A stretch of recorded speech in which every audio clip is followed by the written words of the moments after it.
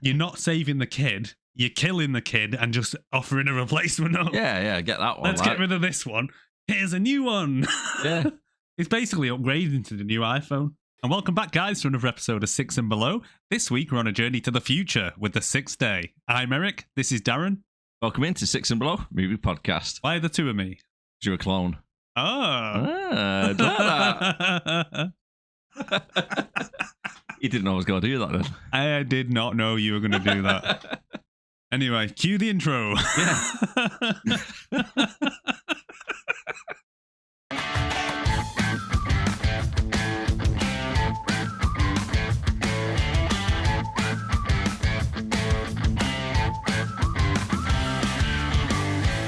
His little face popping over you. Hi.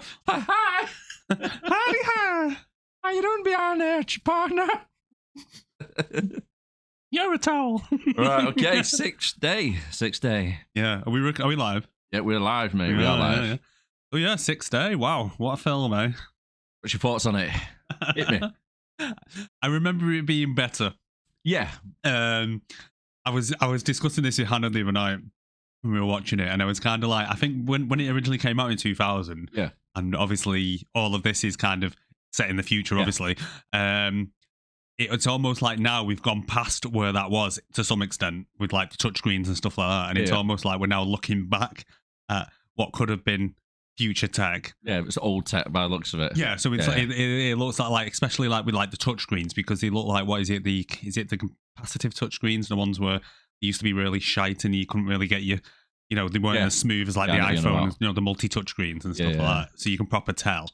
But no, back in 2000 when you watch it, it's kind of like, wow, future tech, everything's touchscreen, or with the automatic cars and all that type of thing, the auto drive. Yeah, but then cars. Like you look back at it now and it's like, that looks a bit, yeah, it looks really, really bad, doesn't it? Let's be honest. Out of date. Yeah. It's like, I mean, you have got some of it right, because this came out in the year 2000. Yeah. I don't think they had FaceTime in 2000, did they? No, so probably the closest you probably had was like something like Skype with a really, really rubbish webcam. Because like if you think like internet back then, maybe broadband was maybe just starting to come out. So a lot of people were probably still on like dial-up and stuff like that. Yeah, so I think it was dial-up, wasn't it? It's kind of like, it's almost like it hasn't held up, if you know what I mean. Yeah. And they do seem to in this kind of try and force the technology down your throat. Oh, yeah. Like constantly little slight mentions of like, for instance, jumping ahead a bit, like when he gets in the car and he talks about his cut on his razor and he goes, there's something called a laser razor now. Yeah. It's like, is there? Well, mentioning about the cars. Yeah. And throwing tech down your throat. In the car scene, when they get in the car, just to make you aware that it's self-drive. Yeah. They're both sat, like, looking at each other. Yeah, they don't look chilling. at any front or anything like that. They're both literally sat side on, looking at each other. Whilst they're talking, you can see like a little yoke instead of a steering wheel. Yeah. The yoke, yeah. Why? What's wrong with the wheel? It's like, why have you got a yoke? But Tesla. Imagine trying to park with a yoke. No, but Tesla, them the top of the range ones, they've got yokes, haven't they? Have they? Yeah. I do not know that. Yeah. Because I always thought, a yoke could be so cool in a car, because I think there's some like early like 80s like futuristic movies and stuff where they always have like a yoke, or they have like kind of almost like the figure of 8 steering wheel like you'd find in like an F1 car or something like that. And you think it looks cool, but practicality wise, imagine trying to park with that, like not being able to just kind of cross your arms or slide it through. You're literally having to rotate your arm around. It would be shit, and that's probably why it was never adopted. Yeah, and a lot of the complaints, what people say about the Tesla, is that the horn, instead of it being like in the middle, it's like a little button that you push with your thumb instead. Yeah, on the yoke, which doesn't feel natural. Yeah, it doesn't feel natural for it. Laser guns as well, mate. Oh, mate, laser guns. Oh my god. Thoughts on the laser guns? They didn't need laser guns in it. I think laser guns kind of took it that step too far. More comical, wasn't it? There were a few instances. Like the thing was as well, right? when we were talking about, I think it was Rebel Moon the other week. Yeah. And we were talking about like when they're reloading the guns and the laser guns, and I said to you, it's on what they're doing, what they're reloading, he's putting a new battery in. Well, in one of the scenes, he literally looks like he's putting a fucking battery in the gun as he's reloading. It looked like a CO2 cartridge. That's what it looked like, yeah. But I'm like, what is that? Is that the battery? It's like, what? Yeah, it was a bit weird, wasn't it? Yeah. And like even little things like the taser the woman uses, and like, it's almost like, why have you reinvented the taser? Yeah. It's almost like the kind of, they went to like a World of the Future Expo or something like that, and I was like, oh, that's interesting. But it's almost like you kind of reinventing stuff that was kind of all right to begin with. Yeah. Like, fix it if it's not broken. Why the hell would you want a laser razor? I wouldn't want a laser anywhere near my face. If you think about the old days, it's like on a sharp blade near your throat. Yeah, well, we still kind of do that yeah, now, that's don't we? Don't you? Yeah, but I don't know. If they brought out a laser razor, would you? All I picture, right, is a tiny little lightsaber. You just... Do you know what I mean? Oh, the way I'd see it is more of like one of the hair removals. Yeah. Like when you have a tattoo removal thing where it's like a laser, it shoots onto you. Oh, yeah. Maybe like kill the hair follicles or something.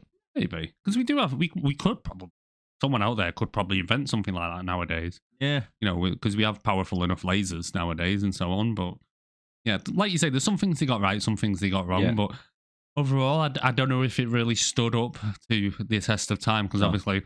Definitely the car situation, because as I said before about the cars, not only got the weird yokes and stuff on them, but it's pretty much, because it was based in the year 2000, they've got a year 2000, say, Shogun or whatever it is, the car. Yeah.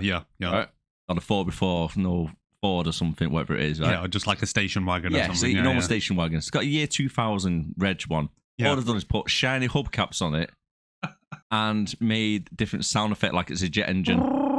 As it goes along or something, yeah. That's the only difference done on the cars. Yeah, it is. At least Time Cop, they actually built new cars. Well, to be honest, like I prefer what they did in this to Time Cop, where it just looks like they've just took a normal kind of 1970s station wagon and glued cardboard boxes on and sprayed it sprayed it silver. At least, you know, the cars still look like cars. Yeah, not spaceships. And then the whole helicopter thing, but we can get into that in a bit. So, but what were your thoughts on it then? What did you make of it? Had you seen it before? Oh God, 20 years ago. Yeah, probably when it first came out. I've probably seen it once when it first came out. It's not exactly a film I'd go to. No. Go on my way to watch it, but no, I wouldn't, because, like you say, I don't think it's, and I'd probably not watched it since like 2000s, to be honest. And like, what is it now? 24 years old. Coming up to 24 years old. Don't know what time of the year it was released, but yeah, it's showing its age. I mean, that's the problem, isn't it? Because watching some of the old films and we watch some of the new ones, so like example, Rebel Moon, CGI, the way it came from Sixth Day, to where it is now with Rebel Moon, the CGI is just immense, isn't it? It's completely different. Well, even like Fast X, you know, although we slated it for the CGI, it was good CGI. It was stood up. Well, like Hannah even said to me the other day, because obviously I was watching it with my wife, and she said, "Oh, I thought the CGI was quite good in it," and I was like, "Yeah, but." She's like, when was it released? I was like, 2000. She's like, yeah, it still kind of stands up. I'm like, I don't really think it does. But then you look at films like Jurassic Park, for instance. When was that released? Like 1994? Yeah, but Jurassic Park wasn't all CGI. They was actual animated puppets. That's what she said, and I disagreed. No, they were all like actual created puppets. That's why this still was the test of time, because it's a legitimate puppet. It's been a while since I watched Jurassic Park, but even then, even though the CGI they did use in it, even if it was very limited, like you say, it still stands up to my eyes. Then again, a lot of the scenes where they are using like the CGI and stuff, it's darker. They kind of used to do that where they'd like try and hide some of it. He would do it where it was like a nighttime scene or something like that, so it's not as bright and it's harder to tell, if you know what I mean. Yeah. You know what I mean? Yeah, well, they've done quite well when there's two Arnies next to each other. Yeah, but they've been doing that for years, haven't they? When you don't, I suppose so, because like if you look at like TV shows in the past and stuff, when they'd always do it, and you could always like whenever they'd like interact, you'd always see like kind of some kind of horrible sign CGI like shimmer on it or something. Yeah. But no, it was quite good. There were a few instances where you could see that's clearly a stunt double. I think one of the scenes when he jumps to the helicopter towards the end, you can literally tell that is not Arnie. Yeah, definitely. Talking about Arnie, how much do you think he was paid for this role? Arnie in his prime. In his prime, 2000. What was he coming off there? So, got like Two Lies Under His Belt, Conan, obviously Terminators. Probably coming up to like Terminator 3 towards that one. 20 mil probably. He's probably in the 20 mil brackets by that point. Seemed to be like the go-to figure, wasn't it? It is actually, isn't it? It's really weird though, because everyone just gets paid 20 mil for some random reason. As soon as you reach your peak, it's like 20 mil. Yeah. Well, so if it's more than that, technically 12.5. Right. But because he'd done 2 roles, 25 million. You kidding? Oh, 25 mil. You're joking? Yeah, 25 mil it was. Yeah. Oh, right. Okay. Overall. He didn't cash 2 paychecks, don't worry. I was going to say, can you imagine if that was an actual thing? Like, you got me twice, so. Yeah. Okay, some of the goofs. Go on. I imagine I picked up on a few, and usually I don't really pick up on them that well. It's usually you that kind of picks up, so. Yeah, I've only got a couple there, to be fair. Yeah, go on. So, the hitman with the ID, so then when they come to the agency people. And it lights up. Well, they misspelled millennium. Millennium. That's how it word. I really can't say that tonight. Millennium. Anyway, yeah, they spelled that wrong. They put 1 N in instead of 2. It was like me like when we did Last X with placebo. What's that for? Placebo. Not placebo, because that's what I was calling it, but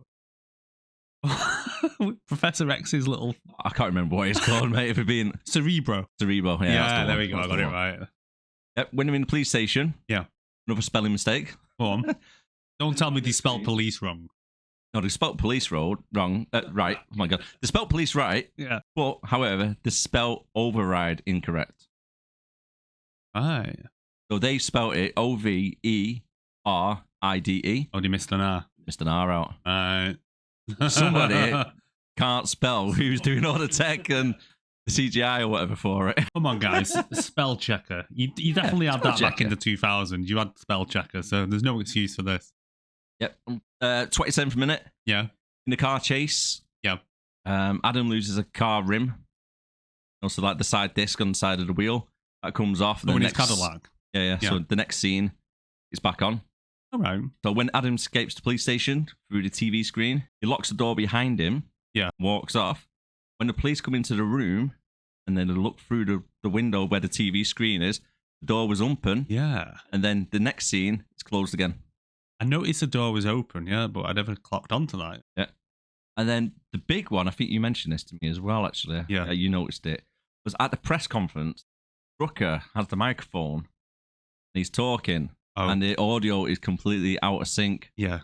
For like 30 seconds or something. The goose I noticed, I'm not sure if the class is goose, but at the very beginning, when his daughter comes into the room and she knees him in his groin or whatever, yeah, he says something, but it's clear that his mouth doesn't bloody move. He's saying it. And also when he's carrying her out the room, what he says doesn't match his mouth. I noticed on something like that, but I couldn't remember where else I'd seen it, so I couldn't be bothered watching it all again. So it was like right at the beginning where he's about to bang his wife and she goes, "Go and lock the door." And he goes over and then he gets cock blocked by his own kid. And literally like hitting the nuts. I wonder if they swore on the original tape and then they thought, "Jump, we can't really say that, let's do it over." Maybe he just went, yeah. Bitch. I'll have to watch it closely. You little shit. If anyone can lip read, let us know down below in the comments. Or you can contact us on email. 6 and below, podcast@gmail.com. That is right. Or leave a comment. Please subscribe as well. We noticed we're getting a lot of views, but people aren't subscribing, and we're getting returning viewers. But please, if you can subscribe, that would be amazing. We know who you are. We know who you are, yeah. Vitals. Yeah. Let's get started. Released in year 2000. Runtime, 2 hours, was it? Yeah, 2 hours and 3 minutes I've got. IMDb rating, 5.9. Metacritic, 49. Rotten Tomatoes, critics, 40%. Audience, 32%. Really? Yeah, I thought it would have been a little bit higher for the audience. I thought the audience would have been higher. They're usually higher for the ones we rate, don't we? Budget, what do you reckon? CGI, so we've got to add that 100 mil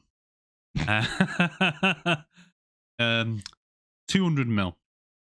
200? 200. Really? Yeah. Oh.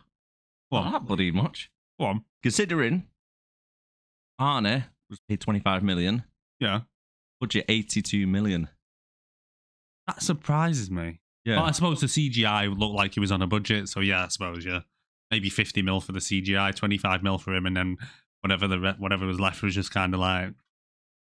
Yeah, because Terry Crews, I think this was his first acting role, wasn't it?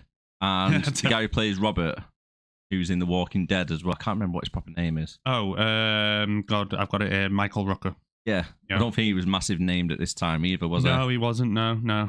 Obviously, he's the one who plays in Guardian Galaxy as well, the blue guy. Yeah. Because he's done a lot since this, hasn't he? Yeah, he's done really well, to be fair. Oh, yeah. Box office gross, 97.4. So it didn't do amazingly, did it? No. Is that worldwide? I don't know. I remember this film being quite big at the time. Take 50% out for, say, box offices and stuff. Yeah. The cinema. Oh, yeah, there's not made a quite big loss. Other top films of the year 2000. Number 1, what do you think? I don't know. Go on. Mission Impossible 3. Right. 860 million. Really? Yeah. I'm not surprised they keep making more of them, you know. Well, it's a money churner, that, isn't it? Yeah. Number 2. Tell you what, right? Got to try and guess the next 2. Okay, 1 is a Russell Crowe film. Gladiator. Yeah, go on. 723 million. Yeah. And the third one is a Tom Hanks. Castaway. Yeah, 429 million. Yeah. This movie was ranked 49th. Really? Yeah. And it was higher grossing than The American Psycho. Yeah, I'm not surprised. Dude, Where's My Car? And Little Nicky. Dude, Where's My Car? Have you seen that piece of trash? It's garbage. Do you know what? I think it might be on our list to watch. I'm not watching that. You can sod right off. No. If it's on the list and it gets picked, we got to watch it. Which reminds me, actually, we're going to be picking that very shortly. Before we let you know what film we're going to be watching first, go over the director, actors, and who it's written by. Yeah, so this was directed by a chap called Roger Spottiswoode. So he's known for Tomorrow Never Dies. Yeah. So he'd done a Bond film. 48 Hours, he was the writer of 48 Hours. You've seen that, haven't you? No? Okay. I can't figure it off the top of my head. A Street Cat Named Bob. That's a new one, that, isn't it? That's fairly new. That he was a director of that. That's from 2016. That's about the homeless guy who has a cat. Yeah. And I think he goes on to write a book. It's based on a true story. Quite heartwarming. And one of my films that I liked as a kid, Turner and Hooch. Tom Hanks, right. you know, where he has the dog. He was the director of that. No way. That's a cool film, that. Yeah. Love them dogs. And then we had 2 writers for this, right? 2 writers, husband and wife duo, known as the Wibbleys. It was written by the Wibbleys. So we've got Cormac Wibberley and Mariana Wibberley, right? So the Wibbleys, and they are known for writing quite a few films, actually. Right. So they wrote The National Treasure. Oh, right, yeah. You know, with Nicolas Cage, National Treasure. National Treasure 2, Book of Secrets from 2007. Bad Boys 2. Right. Bit random. Charlie's Angels Full Throttle, they did the screenplay for. Yeah, because I can actually see all of these, like, you know, like they're quite similar films. Like kind of tie-ins to them, yeah.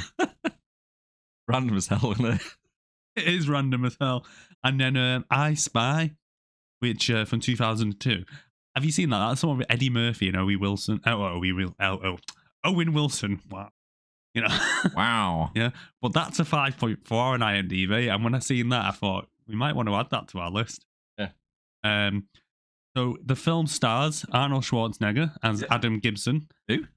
Arnold Schwarzenegger again as Adam Gibson. Right. Who's Arnold Schwarzenegger guy? He does ring a bell. I think he's been in what was he in? He was in that film with Jamie Lee Curtis, you know, the one where she strips. Is he the little fella? No, you're thinking of Danny DeVito. He plays his brother randomly in one. Ah, right, okay. Twins, actually. Yeah, I think that's where I might have seen him. Yeah, he's actually the twin of Danny DeVito. All right. So, yeah. Is he quite small as well? Yeah, so he's only a little fella.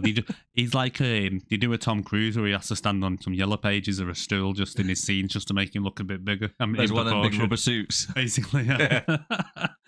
We got Michael Rappaport as Hank Morgan. Now, I was trying to think, with this guy, where the hell have I seen him? Because he's got one of them recognisable faces. And when I was looking through his back catalogue, he seems to have been in, like, bloody everything at some point. I mean, let me just pull it up, because, like, there were so many that I couldn't write them all down. But the one thing I did recognise him from was, do you remember Deep Blue Sea? One with the sharks.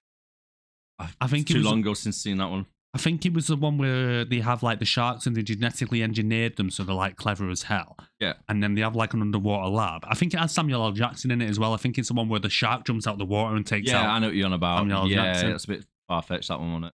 Yeah, but it's like, this guy, he's been in The Simpsons, he's been in, like, every bloody pick a TV program, he's probably been in it. King of Deal? Yeah. No, I don't think so. I don't know how that one came to mind either, everything. I don't know. He might have been in King of the Hill. Let me have a look. Old cartoon. But yeah, it's like I mean, his back catalogue. It's like he makes an appearance in like just everything just once. But he was in what was he in? He was in Hitch. He was in. Oh God, where can we start? He's done voice work. He's been in Grand Theft Auto 3. He was in Dr. Dolittle 2. He was in. Oh, he's a stand-up comedian, isn't he? Yeah, Men of Honor. Small Time Crooks, Next Friday, Friends. He was in like every. I mean, I'm scrolling through his back catalogue and it's just massive. I say he has got one in faces where I do recognise him, but I can't think what. Yeah, he's been in because he's never been like a main role, has he? No, I don't think he's ever been a leading man in anything. So it's kind of like, but he's got that recognisable voice as well. But I was sat there and I'm like, what have I seen him in? I just couldn't think. But and then we've got Tony Goldwyn as Michael Drucker. Yeah. Now with him. I was like, I definitely know him from something. Yeah. Do you recognise where he's from? Have you ever seen the film Ghost? With Patrick Swayze back in the day? Yeah. Yeah. He was the bad guy who arranges for him to be killed in Ghost. Was it? Yeah, it's him. I thought you say he was the bad guy who stabbed him, and he was a black guy. I was like, what's going on there? I'm not going there. But yeah. And then we've got Michael Rooker, who you mentioned, from Guardians of the Galaxy and Walking Dead and so on. We've got Sarah Winter as Talia Ellsworth. We've got Wendy Crewsome as Natalie Gibson. Rodney Rowland as Wiley. Again, he's got a face that I recognise, but again... Blade. Huh? I think I recognise him from Blade. He looked like the guy who was the main antagonist in Blade. Let me just see if it was, because I don't think I went that far back in his... but no, I don't think he was the guy out of... Looks very similar to him though, doesn't it? Apparently, he's been in The Walking Dead for one episode as well. He played a guy called Baxter. And then moving on, we've got Terry Crews, which, as you mentioned, was his breakthrough role. It was his first role because he was originally in the NFL, wasn't he? Terry Crews, wasn't he? I believe so, yeah. But no, you know him from like Brooklyn Nine-Nine mainly for me. But he's so funny, that guy.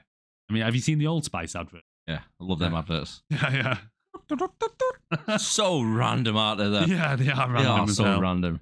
It's not him, by the way. It's Stephen Dorff, who was... He does look like him, though, doesn't it? Yeah, he does look like Unless him. I'm completely... Could be twinsies. Twinsies. Maybe the clones. Colin Cunningham as Trip, the guy that shoots him. And then Robert Duvall, legend that is. Yeah. You know what he's out? Don't you like The Godfather and that? I think that's the main thing that I'd seen him in, The Godfather. Robert Duvall, yeah. It's Dr. Ware, isn't it? Yeah. Yeah, I know him from a lot of things. Weirdest name in the world. Who would call a kid Griffin? Griffin Ware, his name is. Griffin fucking Ware. I mean, Americans have some weird-ass names. But... Yeah. Brick, yeah. Rice. What's the other one? Rice. Rice, yeah. The other one I can't get over as well is Tucker. I can't stand that name. Like Tucker Carlson. Yeah. But he was in Gone in 60 Seconds as well, our Robert.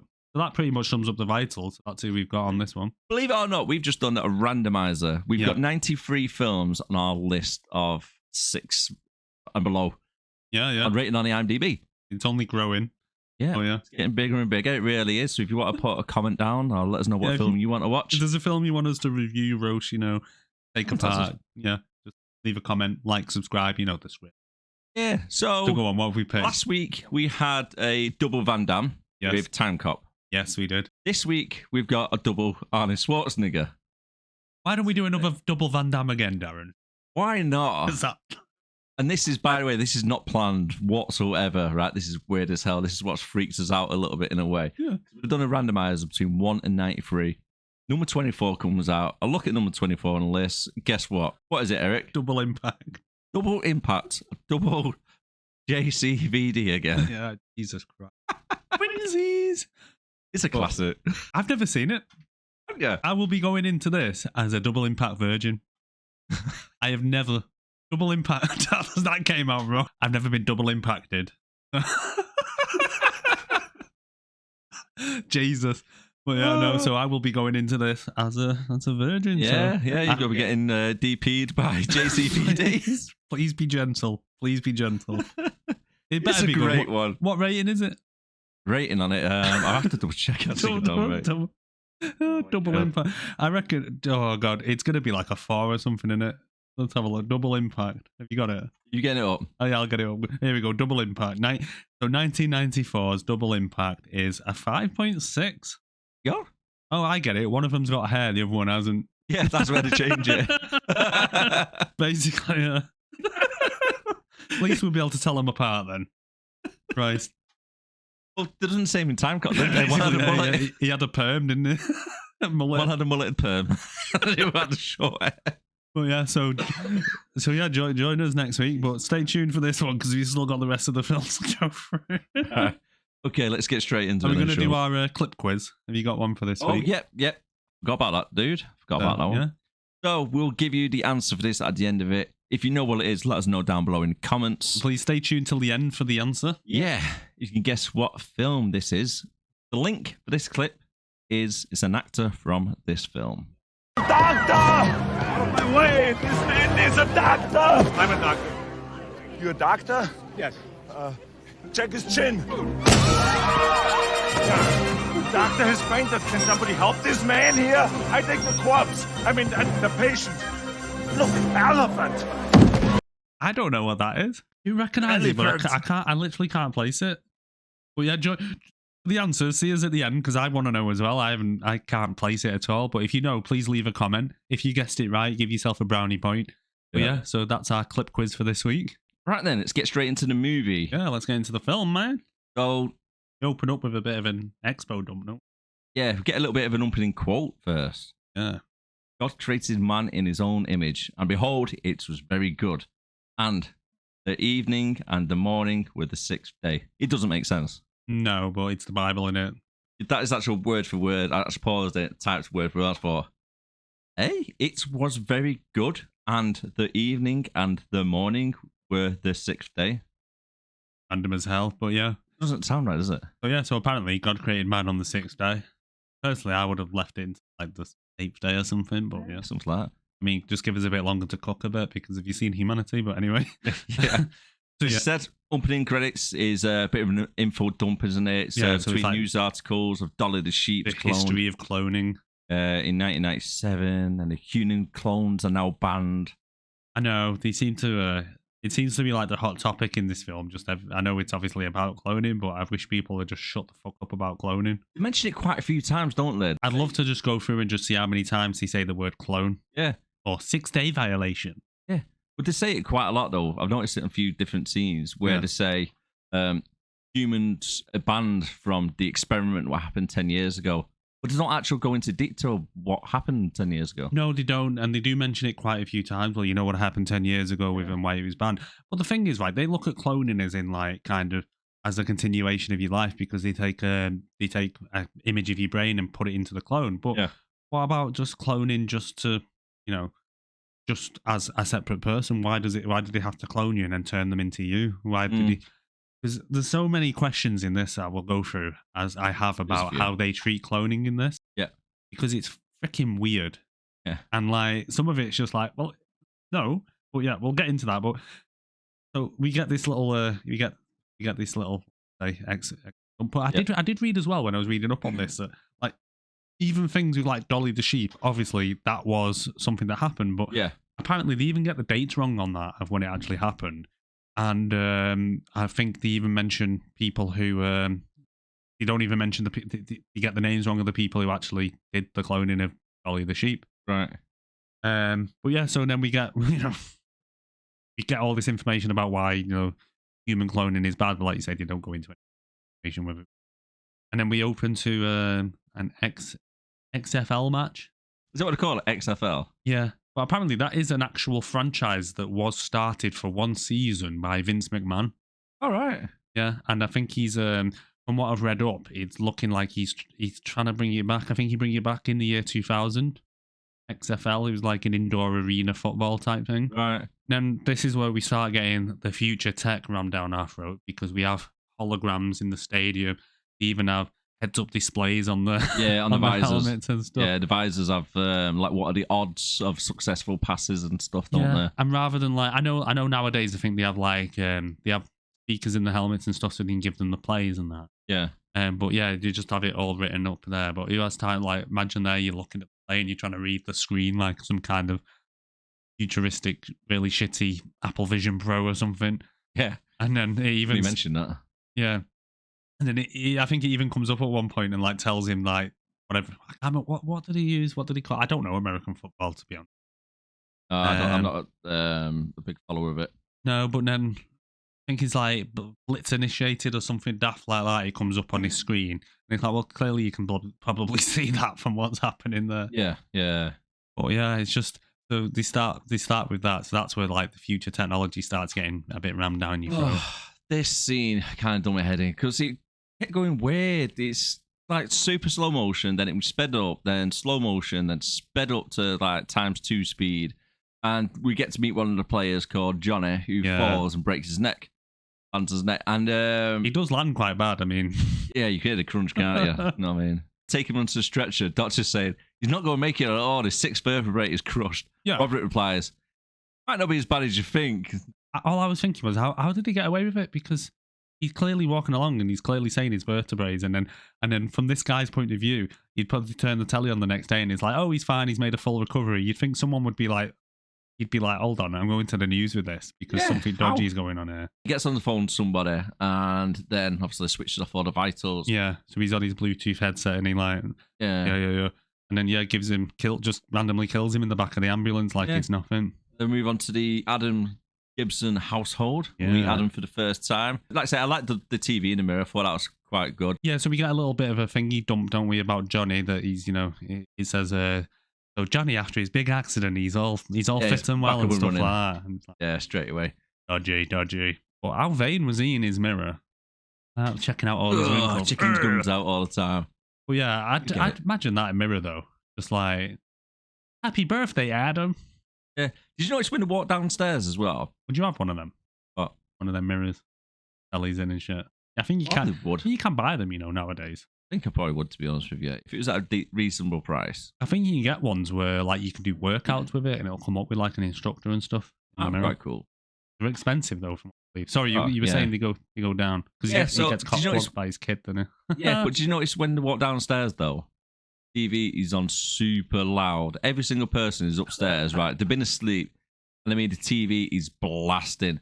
And the only thing watching the TV, I say thing because it's a dog sat on a settee. What happens to be on the TV? Repets. Don't clone your dog. Mate, I put on here, I think the dog watching telly about repets clearly hinting that he wants to be cloned because that dog is grey as hell on there, pretty much dead already on the couch. He's like pressing his paw on the remote, pretty much going, guys, come on, it's about time, clone me. I'm fucked. Yeah. Just sort my legs out, my back hip's gone and everything like that. I've got rabies, as you find out later on. He's like, guys, get me cloned, get me. It's time, guys. Like trying to turn the volume up. You know what he reminded me of? On Beethoven, when he turns the telly on and it just comes on with the dog news. Yeah, it was, wasn't it? He's catching up on local dog news. Well, yeah, it's like he's literally hinting, but yeah, it's just I hate it when they do that, or when they use that type of thing as an expo dump. Yeah. Why the hell is like the telly on, like you say, just full blasted? It just happens to be on the advert, and then it just happens to turn to the dog that's pretty much dust. Yeah, the dog pretty much is like yeah. Come on. And it's like, well, I can guess what's going to happen here. But what do you know? He had a new lease of life later. Yeah, and then. And then the girl wants, it's like, because it's your birthday, Daddy, I want a present. I want a Sin Pal. Hey, them dolls scare me. Again. Right, if you've never seen Sin Pal, I'll put it up here right now for you. It is, like, Chucky. It's a female version of Chucky. I would take Chucky over there. My daughter has this doll in her bedroom, right, that my wife made for her. And it freaks me the hell out. And Emily, my daughter, knows it. And she sticks it in my face. So I have a little thing about dolls anyway, and this thing just creeped me the hell out. How bad was the girl's acting, though? When she's like, Daddy, I really want this doll. My friend at school has one. Please, Daddy. And I'm like, and he's like, okay, pumpkin, go and ask Mummy. And I'm just like, that's like, you're making Arnold Schwarzenegger look like a good actor in the scene, love. Yeah. I don't know what it is with kids and Arnie. Kids acting with Arnie. I think that's why he does so many like roles with kids around. Maybe, because I don't know if it's just because with Jingle All the Way again in it with Jamie, I can't. Oh yeah. Anyway, go back and watch Jingle All the Way because I make my views clear about kids with Arnie. Yeah. But I do like children. Well, no, that sounds wrong. Well, if you go back to his Christmas episode, he has a jumper saying it. Yeah. This guy loves kids. But no, her acting was really bad. And what does she put in the bowl? Because he takes one bite of it. I thought his milk gone off. Was that what it was? Because he puts the milk back in the fridge. Yeah, I don't know why he didn't like it. What kind of sick psychopath puts off milk back in the fridge? Because he takes one bite of it and he's like... I'm like... I'll leave that for the kid later. Yeah, and it's like, oh, Jesus, I'll put that back in the fridge. And then that's when we see another piece of technology, and it's like he closes the door and it's one of them futuristic fridges, again, which we do have now. I was about to say I've seen them in the curries before. You can get them with the touchscreen, and it's like, you need milk. Add milk to the shopping list. And then Adam goes to work, gets picked up by his best friend, Hank. Yeah. Obviously, they make a point about the car being self-drive by sitting, like we mentioned a little bit earlier on. And again, a screen. Adam tricks Hank into telling him there's a surprise birthday party tonight, doesn't it? He gets it out of him so easy. Hey, everybody gets information out so easy in this. Oh, I know. It's ridiculous how much they help each other. I know, just spills the beans constantly. But then, so we see the self-driving car, and as we mentioned before, it's got a bloody yoke. And like you said, they're just sat there opposite each other, just chatting away and all that. And it's just like, okay, futuristic cars. And they throw down the laser razor down our throat. Yeah. So there's a bit more future tech, Yeah, we get it, guys. You watch Tomorrow's World. Yeah. there is a lot of scenes throughout this, isn't there, where not a lot actually happens. It's just like little 30-second scenes just for the sake of being there, like little info dumps and stuff. But then we arrive at work, and obviously a new helicopter remote was turned up, hasn't it, for the work? That's another thing. It's like they just it's like the whole thing with the dog and the repets thing, and it's like setting the story up for later. It is, and it's just, but they don't. I prefer it when they do it like subtly in films, but they literally just ram it down. They may as well have just stopped the camera, broke the fourth wall, looked into the camera and gone, this will be used later to fly the helicopters, people. Pay attention to this. Keep this in your mind for later. It generally is. It generally is. Like you say, like the new walks in, he goes, the new remote has arrived. He picks it up, waves it at the camera. Oh, great. This would be great for flying it. Dog, TV had a bit really loud. Yeah. Dog's half dead. And obviously the laser thing with his shaving. I think they're just appealing to idiots, to be honest, because then not Adam, Hank's like, oh yeah, oh really good, get rid of the last one. And then it's like, this is Trip, the only person on this new trip that we're going on that we're going to introduce, because again, stay tuned, people, because this is going to come in this is going to come in handy later. There's literally 15 people in a room, and he goes, here's Trip. What about the other people that are with you? Yeah, he's not been with us before. This is Trip. And it's like, all right then. It does a lot of that, doesn't it? It does, but it really does. But then Dog didn't last long, did it? Because when he got to work, he was dead.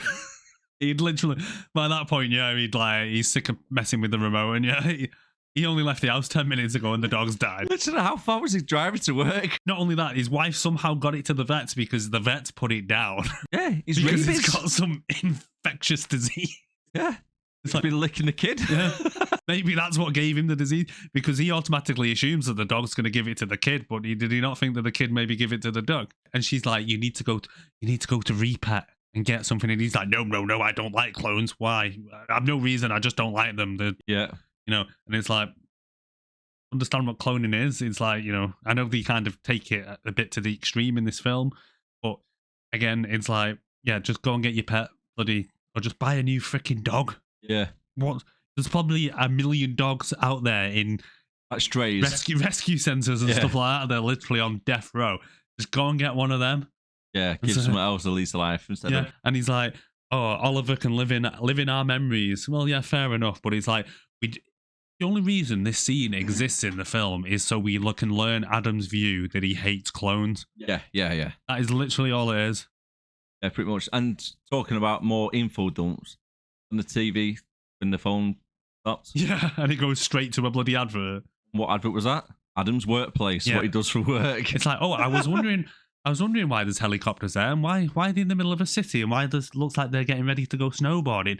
Oh, I know, I'll just shove this down your throat. Yeah. Just in case in the next scene you don't get that they've gone to the freaking mountains with snowboarders literally 2 minutes later. We'll just give you the heads up just to ease you into it. I mean, how far away did they fly? I know, right? Because they were in a city. Yeah. It looked like there was no snow around or anything like that. I mean, it looked like it was middle of summer.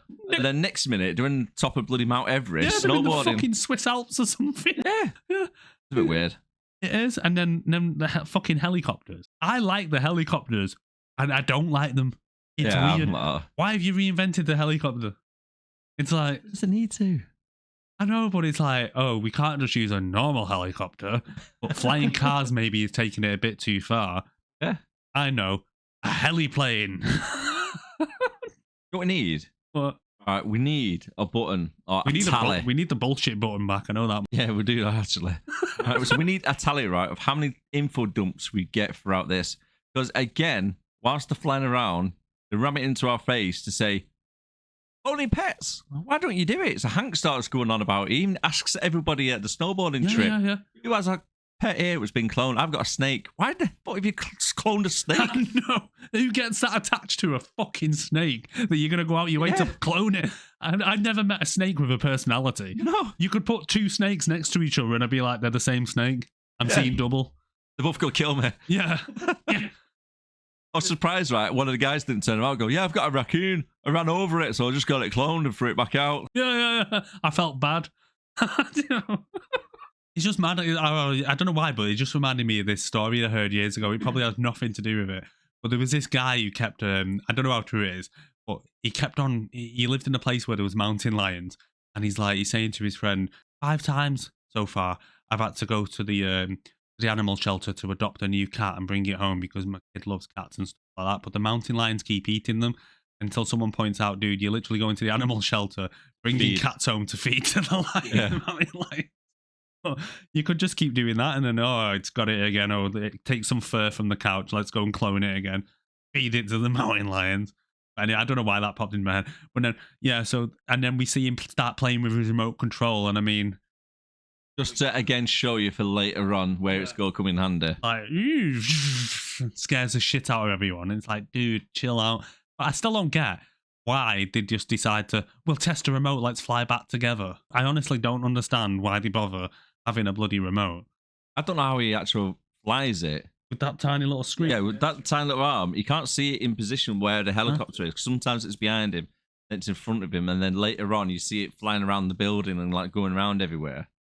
And when they're flying back together, they decide, oh, let's have a race, let's put it to the test and stuff like that. And he's flying like pretty much right in front of him. They've got, by this point, the helicopter's turned into a jet as well. Yeah. So they're flying through all it. And I'm thinking, don't they have like jet wash or whatever they call it, where like, I think they say it in like Top Gun and stuff like that, where they're like an afterburn if you stay so near like it. if the right, because the literal jet, the like nose to nose, he's basically gone full Audi tailgating this bloody guy, tailgating the other one.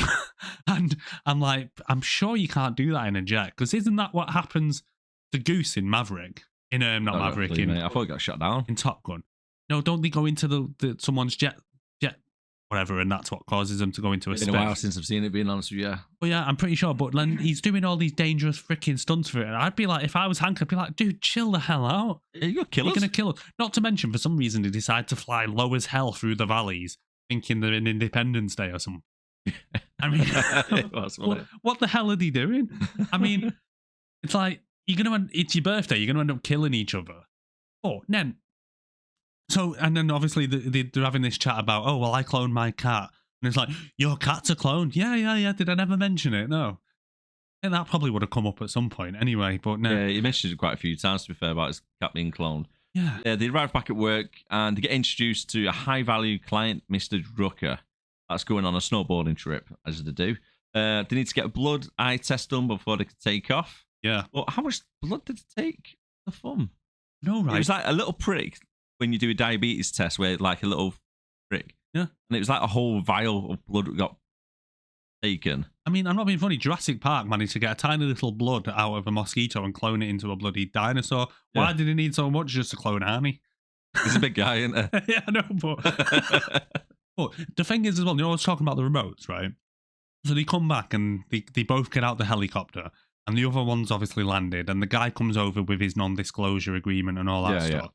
And he goes, who was flying the other helicopter? And he goes, I was. This way we can fly 4 helicopters with only 2 pilots. I'm Like, no, you can't, mate. No, it's not going to work like that, is it? No, it's really... Like, he literally says that, and it's like, that's not going to work because surely you want to be concentrating on the one you're flying, not concentrating on that one at the same time. Oh, shit. You literally... Yeah, it won't work, will it? It would not work. So that's bullshit. I wish you had your bullshit button. I have. Oh, have you? Bullshit! Thank you, Arnie. Cheers, Thank Arnie. you for calling out your own bullshit. But the whole thing with this, like you say, with the blood test and all stuff like that, right? And then the fact that you can see Arnie up here, this is the machine they use to map your brain. They basically, it takes like 2 seconds. They look into it, they treat it as an eye test, it flashes in your eyes, and somehow that's it. Your whole memory's downloaded into like a mini disc. Yeah, as it does.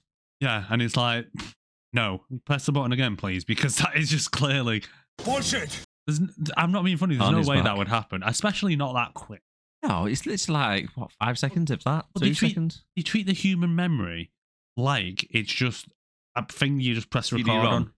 Or a CD-ROM, or just like a video camera where you press record, and it's like, and they're all your memories, like you're watching back a film. Not though. No, not at all, mate, not at all. Hank suggests that he'll take the client up to the mountain instead of Adam so he can go get his dog cloned. When Hank was getting onto the plane, Mr. Drucker walks past and goes, "No, are you like Adam?" Yeah, goes, Adam's name and flying's the game. There's loads of one-liners on this, what are quite good as well. I brought a few down. I noticed he says, "Oh, yeah, you know these mountains better than anyone," and he goes, "Yeah, maybe not as much as my partner." Yeah, like, like oh, I wonder why. Like, yeah. So you get to the top of the mountain, see a little bit of a flashback scene where it was like little bits of shots, wasn't it, going like here, there, and everywhere. Yeah, it's one of the snowboarders' trip earlier on. Did it not knock you a bit sick when they're doing all that kind of flashback memory? Yeah, I didn't like it. The way they filmed it was like weird. Yeah, I didn't like it. No, I didn't. I real disliked it, to be honest. I don't remember it being that bad when I first watched it. No, my memory of watching it back type thing. Yeah, but it's kind of like all over the freaking place. Yeah. Like all the edges of the screen are all. And you can put a clip up here for us. It's just really weird. Yeah, it did not. A few times I was just like, yeah, I really disliked it. Then Adam wakes up in a taxi, all dazed and like sleepy. Yeah, like he's just. You think? Like I remember thinking on my first watch, just nodded off in the back of the couch. That's what I thought. I thought that's a bit dodgy. But yeah, and then the one thing they didn't guess for the future that pretty much malls would be out of fashion. It's supposed to be set in like 2015, innit? Yeah. From what I've heard. Amazon came along. Yeah, Amazon. Jeff Bezos came along and screwed us out of that one. That's it. But again, holograms throughout the whole thing, just on the roof. Just 3D holograms everywhere. Like whales and fish and all that stuff. I liked it, like. I don't know, if they made a mall that was like that, I'd maybe go to it. Did you get the feeling that the Repet shop was a replica of Build-A-Bear? Build-A-Pet. It was literally the same colour themed. Now you mention it, yeah. It had red letters. What came first? Yellow background. Blue themed around everywhere. It's like them 3 main colours. Build-A-Bear. What came first, do you think? Mate, probably Build-A-Bear, wasn't it? Yeah. Off my head. And then we get a nice little video expo dump again about how they make drones. Yeah. How they make clones out of drones. When I watched it back for the second time, I had to clocked onto the salesman. The salesman walks over and says, "Still can't make your mind up, eh?" Yeah. And then asks what his dog's name was again. Get a little bit more of an info dump on the clones and that the safe and the exact same as you. You wouldn't even know they were a clone. But it's illegal for humans to do it, by the way. Oh, yeah. Because they tried another previous experiment. Again, he just had to throw that in. Yeah. And then we get a little bit of the famous line by Arnie. Famous line. Adam says, "I might be back," to the salesman. I might be back. Yeah. He'll be back. But they even say the thing that sickens me as well. So obviously they say that they use blanks as the starters, and they can like clone them in like 2 hours out of a blank or something. And then they're saying that well, what if like you can even make the teeth soft? You can make the dog's hair change color and all stuff like that. It's like what? It's not the same then, is it? No, it's like what the hell? But yeah, and then then we get another thing about the sync cord, and it's like, oh, when did the dog die this morning? Oh, good, because we can still take a brain scan after 48 hours. All right, then. Well, thank you for another expo dump, and thank you for playing this video and making it as simple as possible on the process for later on. Yes.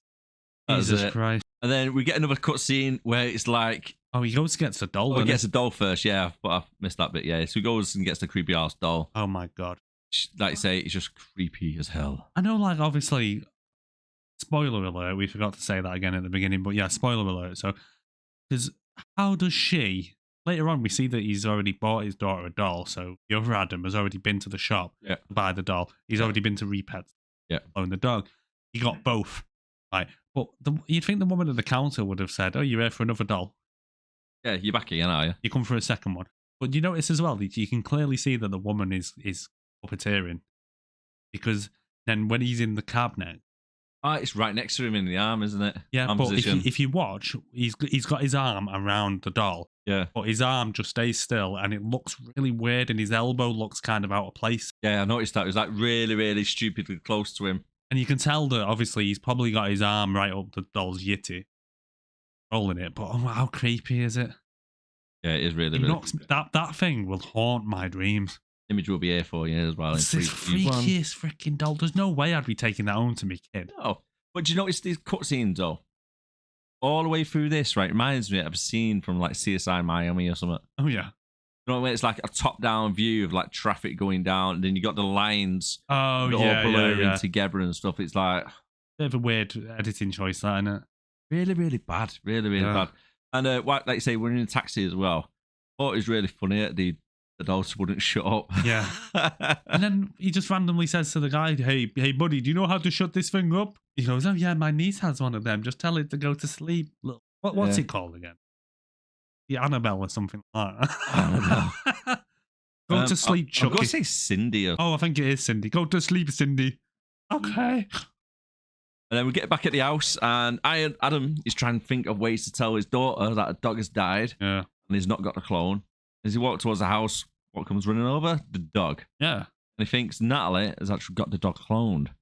I'd be thinking, lying bitch. Yeah, here's a little bit of commotion through the window of a birthday song being celebrated. And he sees a double of himself having a celebration with the party. How does he have the keys to his house? Because he gets his keys out of his pocket and goes to unlock the door. How? And clone keys as well. I reckon they took the DNA from his keys and his clothes and everything. So they're local B&Q getting all the keys cut. The one thing I don't get right is because obviously, again, spoiler alert, it's revealed at the end that he's the one that's cloned. All I'm thinking is, right, so the reason they do it is because this Michael Drucker guy, obviously he's been killed and they want to kind of cover it up that he's still alive. So they take the blood and everything from everyone else and they clone him, right? Okay. So surely they would go to the scene where Michael Drucker has just been killed, right? And they would get the bodies and they'd get them all together, right?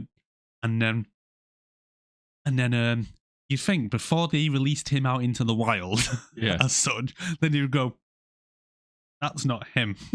Yeah, that's his partner, Hank. But we got his DNA, so we're all right. We can clone him. It's another question I had. Which they did anyway. Why, if they specifically asked for Adam, right? Why did they take Hank? Why did he take Hank's as well?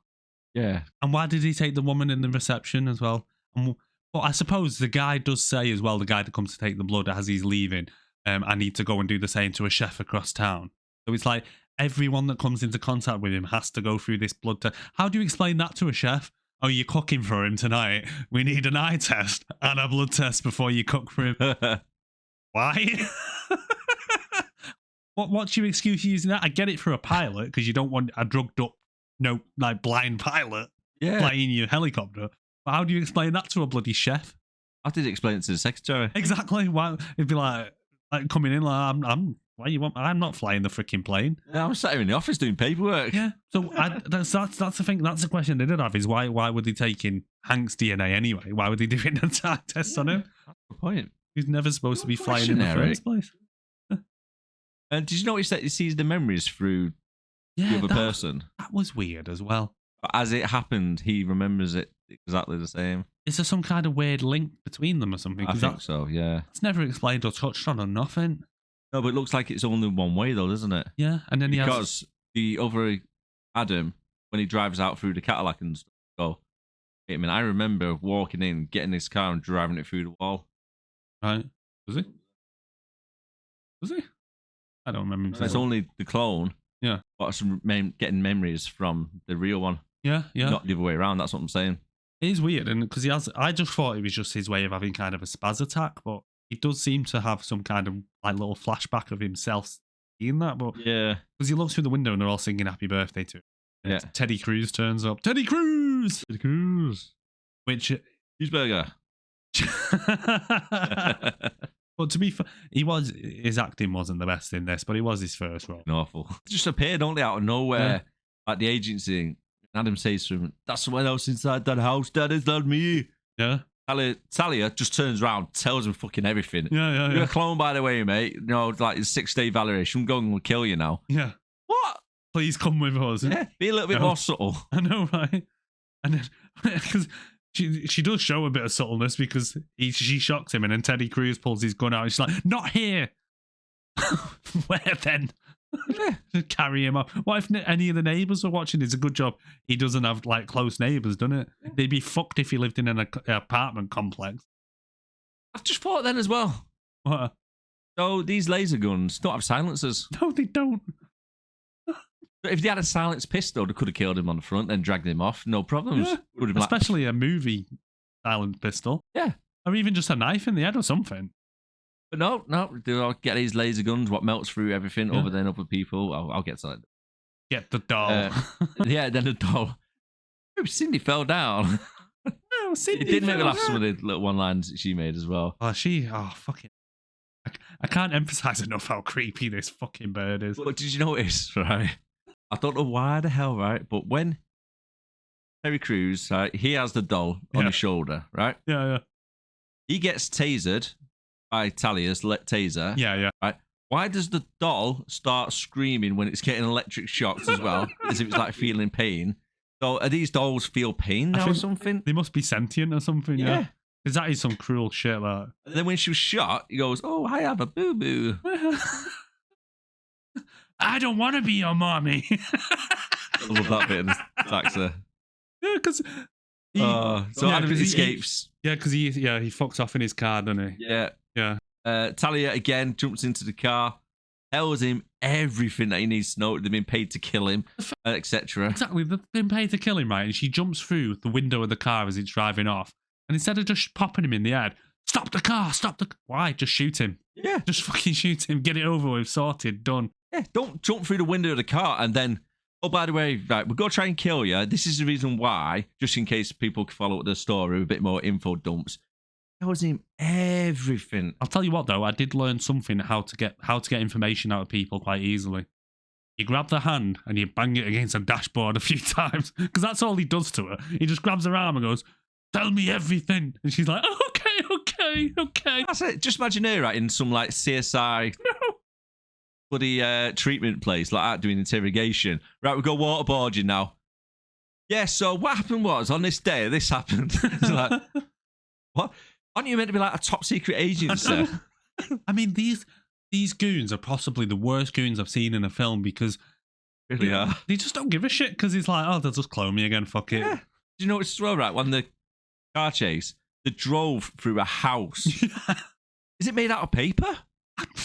I was thinking that. Through one side, out the other side, no problems. Because in the end of the day, they're still in Adam's neighbourhood, right? So the people around the area probably know him and probably know he has this car.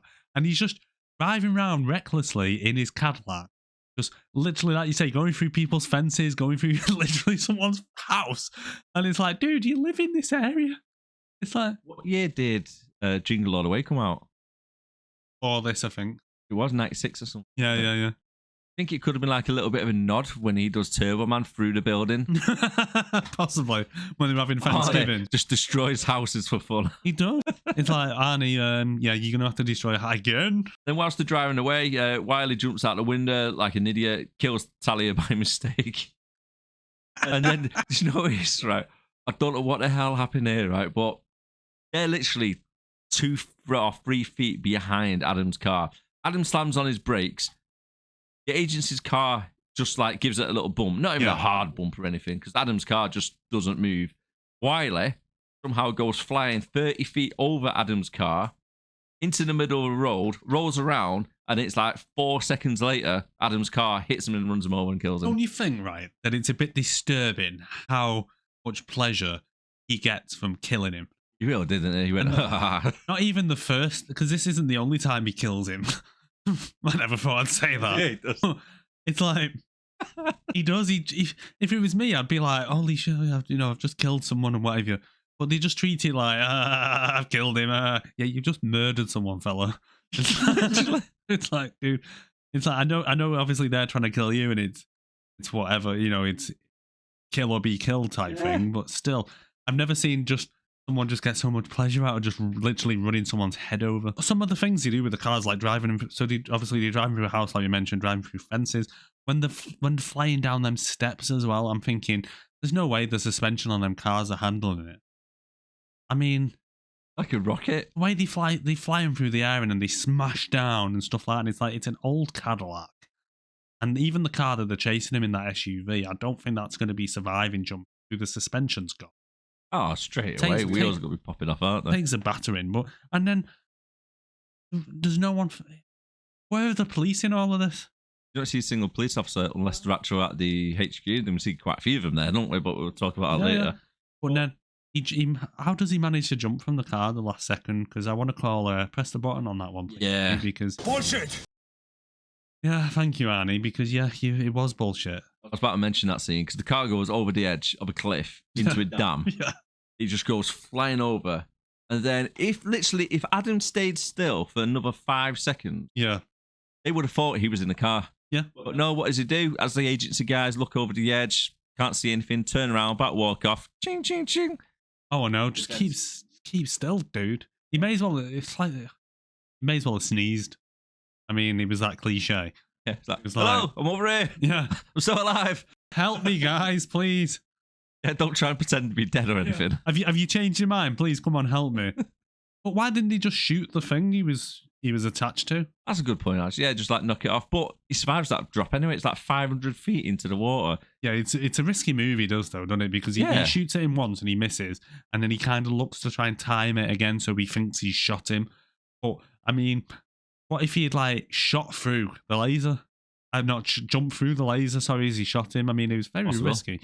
But you can see as well, as, it's a good scene when he's kind of falling down, but you can kind of see that it looks like something attached to whoever the stunt guy is, his leg, like a bungee cord or something.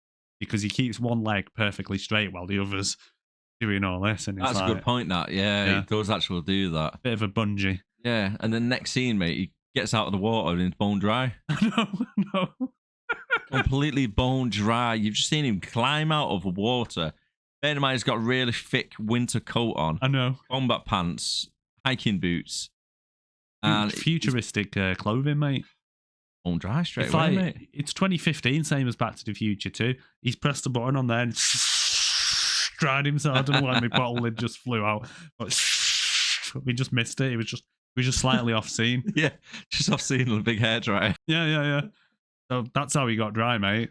Organ transplant party thing, I've called it. Again with the holograms.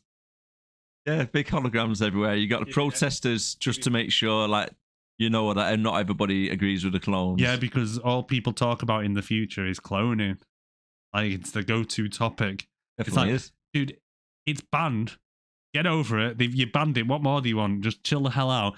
All they're doing is printing organs for apparently, and repets and stuff like that. What the? Just chill out.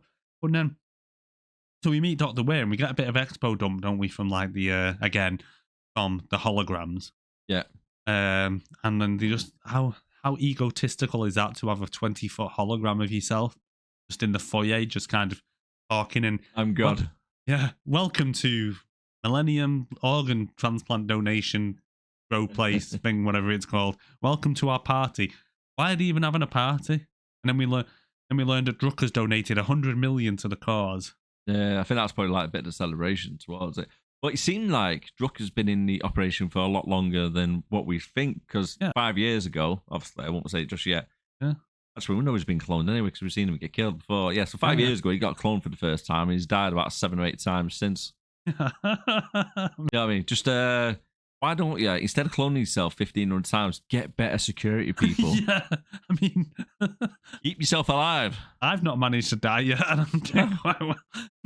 But this is where we get to kind of their take on cloning, because he goes on and he says he says like a story, and he says, you know, what do you think about human cloning? And he said, what if there's 2 kids and they're in hospital, and there's one with what does he say, one kid gets sick and we can print like a new organ to save them, and that kid gets saved, but the kid with the inoperable brain tumor we can't save. And it's like, you're not saving that kid though. That kid is still gonna die. Yeah. All you're doing is giving them a replacement. Yeah. It's like if my iPhone died and you get me a new one, it's not the same iPhone. Yeah, exactly. But that's the way they seem to treat cloning in this, because he even goes on later on saying, "Oh, it's a way to live forever." It's not though. You're gonna die. That person's gonna live in your shoes. It'd be like me transplanting all my memories into you. You're not me. Yeah, you've got my memories, but you're not me. Because it always goes back as well. You know, like in like Star Trek and that. Yeah. When they used to teleport down, and it's like if you think about the teleportation, it literally kills you at one end and recreates you at the other end. Yeah, it technically does, yeah. It breaks you down into the very molecules, beams it across, and then recreates you on the other side. So technically, you have just died. And that's now a new version of you. It thinks it's you, but it's not you. About it that way. No. It's scary as fuck. Because how many times has Captain Kirk died just because he couldn't be asked getting in a shuttle to go down? Beam me up, Scotty. But the problem is when you beam down to the surface, that guy thinks he's you because he suddenly appears, because all you are really is your memories. If you think about it. So he thinks he's him. So for him, he thinks I've just beamed down. But for the other guy, that he's just died. He's got vaporized. Yeah, you've just literally been vaporized, turned into computer code, and recreated at the other end. And it's the same with the cloning. You're not different ways of looking at it. You're not saving the kid. You're killing the kid and just offering a replacement. Yeah, get that one. Let's get rid of this one. Here's a new one. Yeah. It's basically upgrading to the new iPhone.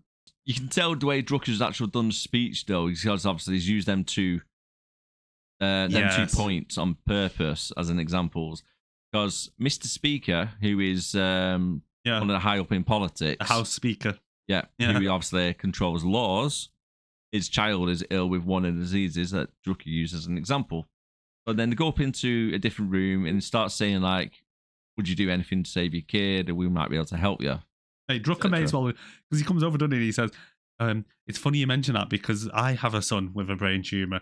And I wouldn't have been surprised if Drucker just turned around and went, oh, really? Yeah.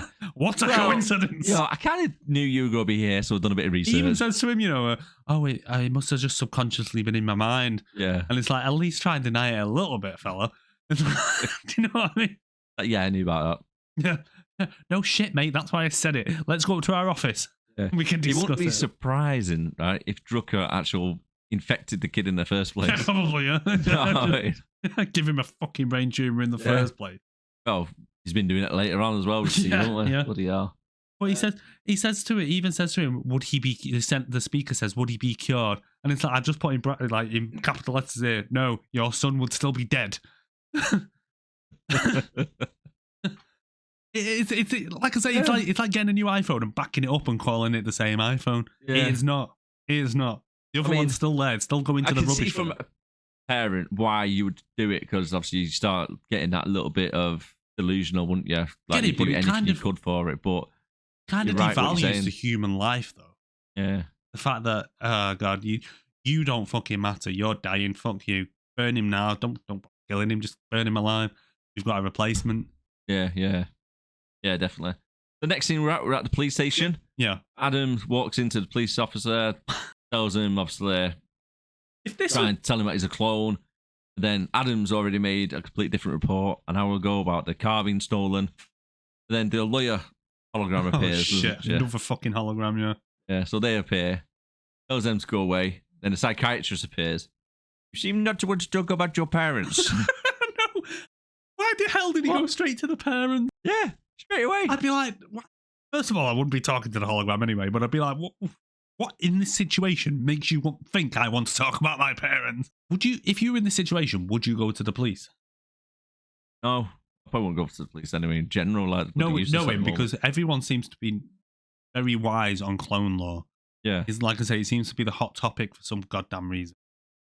And you know that because has he not stopped to consider that maybe he is the clone, and because the clones, he should know, because everyone's clued up on clone law, that they have no rights and he would be destroyed. So you wouldn't take that risk, would you? A little bit of apologies to everybody as well who's trying to listen or watch It can get really confusing because we're talking about the same character but twice. Yeah. One's a clone, one's not. And then, obviously, you try and say like clone Adam and normal Adam, but then there's a twist later on which flips everything around.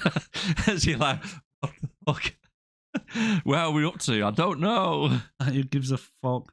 Yeah, so alert pops up on screen stating that Adam is a wanted psychiatric patient on the run, and then he's placed in a padded secure room. He escapes, gets outside, and do you see how many police officers turned up inside that room? I know. I mean, they're overkill, right? There was literally the whole precinct the thing as rushing well, through that door with guns out. Did you notice, right? So obviously he just happens to look through the window and see Drucker's goons arrive. Oh, perfect timing. Perfect, absolute perfect timing. Realizes the door's locked, right? And then he notices like the screen, which is kind of like a two-way mirror, but it's not. It's like a TV screen kind of two-way mirror. So he rips that off. But the point I'm getting at is he goes through into the other side of the room, goes through the door, and for some reason is now outside at the front of the police station. Why would... So you're telling me every time the police want to watch an interrogation, they have to go outside, walk around, go through the doors to watch the interrogation? How does that work? Normally, it'll be in the same corridor, one door here, one door 2 feet away. Yeah. Because I was thinking maybe I missed something or maybe it cut to it, but he doesn't because he kind of peeks out the door and then he goes out and he's at the front of the police station and I'm like, what the hell is that about? And the door wasn't locked, so anyone, in theory, could just walk past and go, come here, you want to watch an interrogation? Come on, let's go in. Let's go through.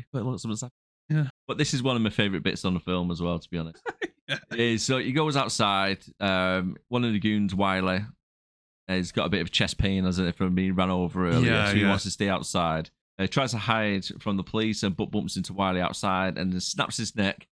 Tries to stay dead this time.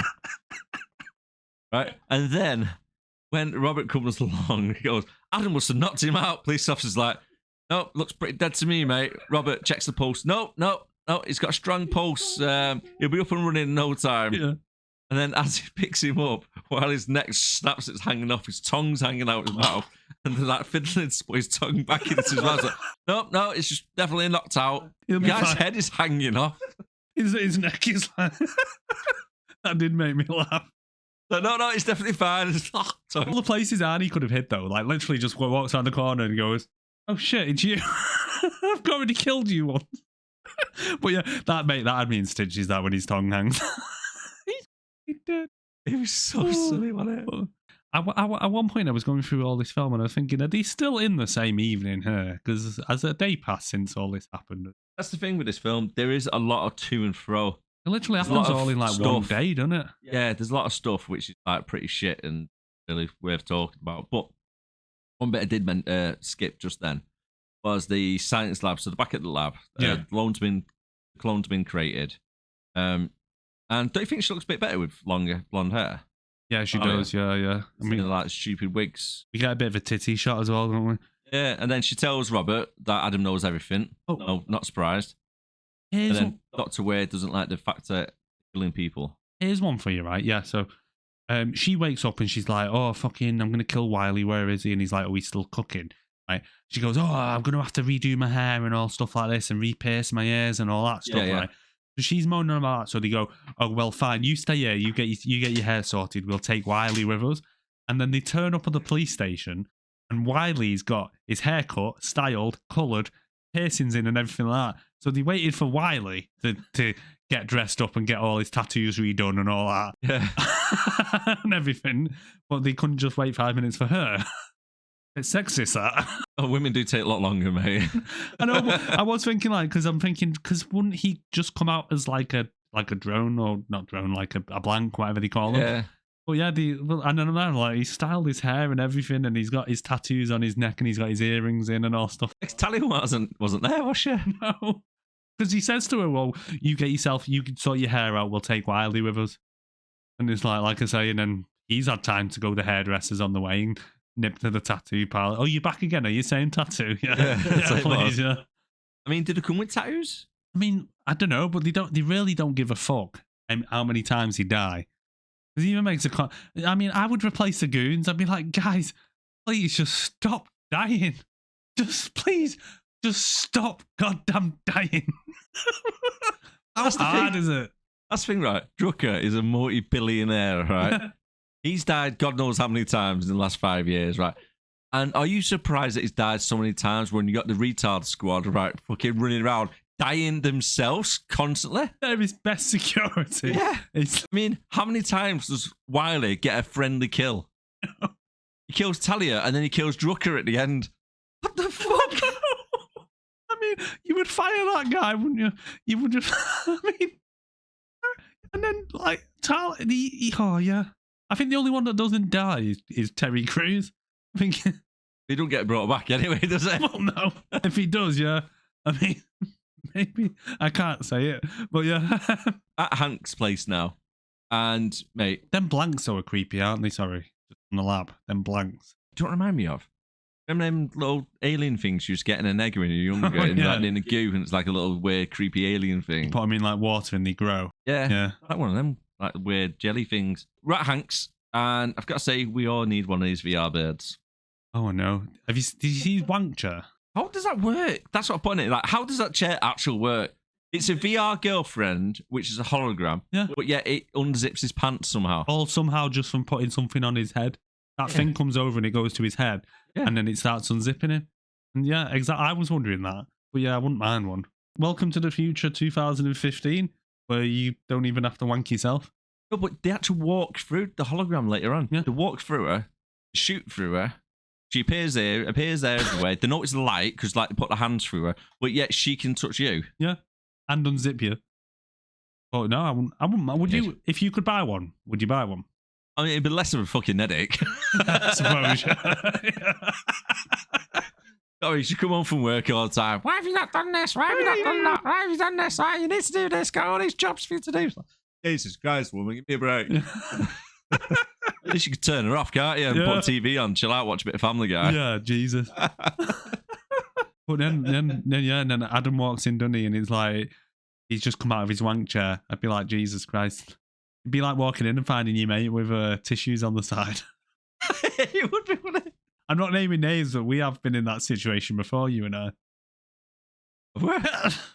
Not one of us, but... Oh, I know who you're on about. When we went to someone's house and... Yeah. They had the tissues. Yeah, we popped around one of our friends' house and was like, "Oh, a bit sweaty, mate. A bit clammy in here, innit? What's been going on here?" Ah. That's what you've been doing. I forgot about that. Oh, that's so awkward. Oh, Jesus. It was a really awkward moment in our life. So yeah, as he sneaked back to Adam's house and decided to hide in his bushes. Yeah. How does other Adam, how does Adam 2 not see them? I mean, if Arnold Schwarzenegger was hiding in my fucking bushes, I mean, the guy... He's not a small guy, is he? Not a small guy. And it's not like he's quiet, either. So what we think is the clone, anyway, is trying to build the garage at the moment. So he's doing a shit job and, like, it's just... Right, how safe is their neighbourhood, right? Instead of putting in plywood over, like, your garage where loads of valuables are, he puts a bed sheet up. No. He literally gets a bed sheet with some nails tacked to the top. Oh, this will keep the thieves out. Don't worry about that, guys. And he calls it carpentry. Yeah, he calls it carpentry. Man, that's fucking tailoring. Jesus Christ. And then the wife walks past, doesn't notice like two guys sat in a bush. Well, they're not even in the bush, they're behind the bush on the footpath. And then the kid appears out of nowhere. It's like, why is she in the middle of the night just walking around the fucking garden? No. That's just creepy as shit anyway. Hey, imagine like as a kid you come out and you walk out and you see your dad and his mate just hiding in the bushes. Yeah. I'm not asking any questions. Yeah, I don't, Dad, what are you doing? Why are you and Uncle Hank in the bushes? I've just seen Mum walk past. Do you want to tell us about this? Sorry, something going on between you two. But then the thing is as well, right? So just before that, he says, oh, he has the gun, doesn't he? He goes, I'm going to go and kill him. And he sneaks out and he gets like about 2 feet from him and then can't pull the trigger. But like other Arnie, Carpenter Arnie, Taylor Arnie, he's just none the wiser. Just like, when you first watched that scene, did it feel like that phone Arnie who had the wood in his hand was just going to turn around and whack him? I did think because he was holding a plank of wood up as he was going to swing and hit him like he knew somebody was behind him. Jesus Christ, Arnie, a bit of spatial awareness, pal.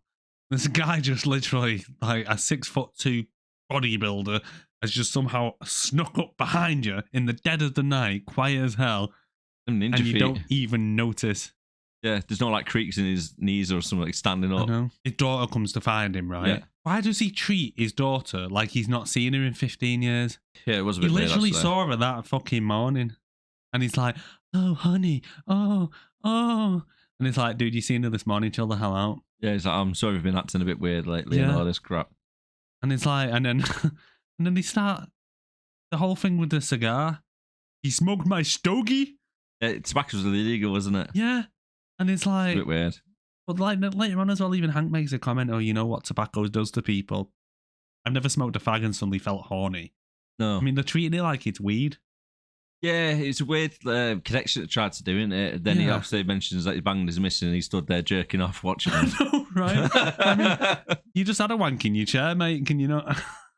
Don't hold yourself, lad. You know what'll happen? He'll get back and reprogram his chair so he's there in the station wagon with Arnie, though. Not his wife. And then perfect timing again. He comes down from putting his daughter in bed. He hears a jet engine car coming down the street. Mate, how did he hear that car? Not exactly quiet, are they? Well, no, but he just... It's like a fucking jet engine driving down the street in the middle of the night. I know, but then he's just like, looks out the window. I thought maybe it's an electric car. But yeah. I get what you mean, how did he know it was the agency guys as well? It could have been like your neighbour driving down the street or something. Arnie just has impeccable timing of looking through windows in this film. Like, he literally just fucked the sixth day. He's got the sixth sense for the bad guys. They should have called it the window people. Yeah. but yeah. On the sixth day, Arnie comes and he watches them windows. Every 6 days. That's in there with the futuristic binoculars in it. It's fucking peeping Tom. The peeping Tom. Yeah, sitting in the bloody trees watching windows and sitting shit. In bushes with Hank. Yeah, sitting in the bushes. Comes out with a bit of a limp, like, oh, my ass is a bit sore tonight. That ID card, though, I know you mentioned it before, I had the wrong spelling, but why have you again reinvented something that didn't need reinventing? ID card opens it up, presses a button, and it lights up. It's like, okay. Yeah. That's handy at night, I guess. Well, I like the way he tried to play it off, though, that he was the real Adam. He comes out with a golf club, like, hey, what are you doing here? Do you in? Like, all right, just knocking on, like, how's things? Did you do this like tour salesman come to your door? Yeah. Fucking hell, it's be a Jehovah's Witness knocking on the door. Fucking hell. Hey, you missed a trick there, though, because... Who's that? Golf club like that. He missed a trick, though, because he knew it was them and he was armed, so why didn't he just open the door? Surprise! Ding, ding! Film would have been over. Oh, yeah. That's right. There's a plot, mate. I mean, he took loads of pleasure from killing Wiley twice. He has no trouble killing people. I mean, he wouldn't have thought twice about it. Yeah. So why didn't he? Could have just done it there and then. Yeah. So the dog starts barking when the people go. No, so it was a great guard dog, innit? The people fucked off down the street, and the dog starts barking. Then. No, I know. And then the other Adam comes out of the shed, and he just looked so bloody thick. He was looking out the window. He looked proper special needs looking out. Oh, he did, yeah. I don't know what he was pulling the face of and stuff like that. I put it up on here as well, but yeah, he looked really simple. It's almost like they treat the other Adam as a moron, but they're literally the same people. The only deviation they've had from each other's life has been the last hour. Yeah, but like you said, they treat him like a proper moron. Yeah. Say it nicely. I know. But why does everyone nobody locks the doors? No, you'd think he's just literally had his Cadillac stolen. And like you say, and even then, he's still only putting up a bed sheet to secure his house from further robberies. And then, they leave their daughter in the house unattended with the door unlocked. And even through all this, 2 agency guys have turned up at his front door, and they're still none the wiser. The only time the wife and the husband and Adam and his wife notice is when the dog happens to start barking. The rest of the time, they don't give a fuck. People, they've got 2 guys sneaking around in the bushes. They've got 2 agency guys who have literally just walked up. The daughter's been out of bed, and all they're doing is banging in the minivan. I mean, come on, a bit of spatial awareness. You got people all over your bloody property, and you don't notice any of them. I mean, as a dog barking its tits off. I'm surprised he doesn't have his car stolen every other day. Oh, yeah, right. Talk about an easy target. Right? With that bedsheet guard in the minivan. But talk about an easy target. He doesn't put up a camera, dude. Jesus. All right. The next thing we see is Dr. Ware and his wife, who's starting to not feel too well and gets a nosebleed. It turns out that Dr. Ware has been cloning his wife. Yeah.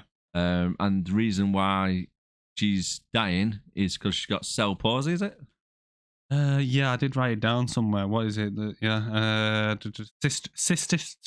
fibrosis. Cystic fibrosis. Yeah, I can't say that. Which gives them a 5-year lifespan then of all the clones. Yeah, because the doctors are confused because it's a childhood disease and she should have died years ago. And then he realizes that Drucker's been putting in defects into the clones. Yeah. And kind of. But I'm not being funny, right? So just about that, I know he doesn't really find out till a bit later on, but he says that what if like the senator and stuff like that we clone and stuff like that decides to turn on us? I mean, again, they're treating being a clone like living forever. Yeah. If you said to me, I cloned you, and it's like suddenly you go for a DNA test and it's like I've got this disease that should have killed me as a kid that I never had or anything like that. I'd be like, you absolute cockend. I'm now definitely going to dob you in because I'm going to die anyway. So I'm taking you down with me, motherfucker. Yeah. It's like, I don't care whether you're going to clone me again because he's not me. Yeah. What a stupid plan. What if the senator decides to turn on us? What if Johnny asks for another $1 million in his contract or something? Like, it's just, to me, it would be giving them more incentive to dob you in and say, look what this guy's doing. I'm going to die because of this douche. Yeah. So I'm taking you down with me. And what's the matter with Johnny anyway? Are they paying his bloody NFL contract? I think so, because he owns the team, doesn't he? Oh, does he own the team? Yeah. So Drucker owns the team that he plays for, and he's like on $100 million a year or something. He mentions it at the start, doesn't he? Does, yeah. Hank. Because Hank says, "Oh, you own the what's hits, don't you? Can you get me some tickets?" I can't remember what he calls them, but it's just daft. But to me, it's no kind of incentive because, like I say, they're treating it like you carry on as the clone, but you're not. It's a separate person. Yeah, it is, isn't it? Just the same memories. That's it. Yeah, that's it. You're still gonna die, dude. We're back at Hank's house now. And Adam just instantly gets molested by the chair. Yeah, he sits in his wank chair and he's like that. Oh, what the hell, dude? Clean it once in a while. He doesn't, but that would have been funny. Yeah, next moment, Trip the snowboarder appears, shoots Hank through the chest, and then Hank...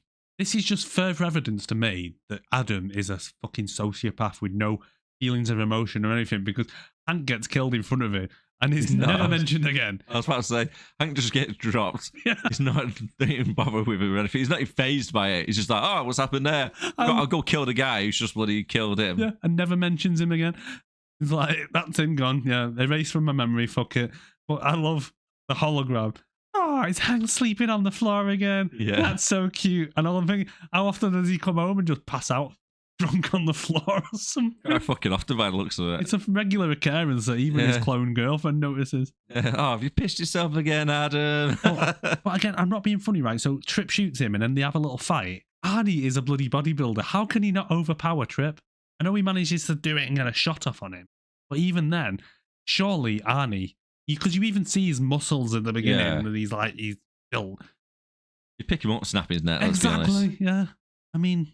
Adam starts chasing after Trip. Trip crashes the car, pulls him out, starts muttering about the 6th day and tells Hank everything we need to know again. Drucker was a clone and he killed him that morning. So Trip's basically a Jesus freak, isn't he? Yeah. So again, somebody else just pours all the information out straight away without any issues. Yeah, so then the goons turn up. Yeah. Trip says, you need to shoot me in the head because they'll take my memories and there's people inside the lab. And I was thinking earlier on, like, there's so many people in that lab. How are all them just not saying anything to anyone? Yeah, there's a lot, isn't there? What a cloning. There's a lot of people he's going to have to be paying off to keep their mouth shut. Oh, yeah. I mean, and he says it costs 1.2 million every time he clones them. I mean, just got money coming out of the wazoo. I mean, surely he can't be making that much off repairs. Because even later on, he says that he subsidizes them.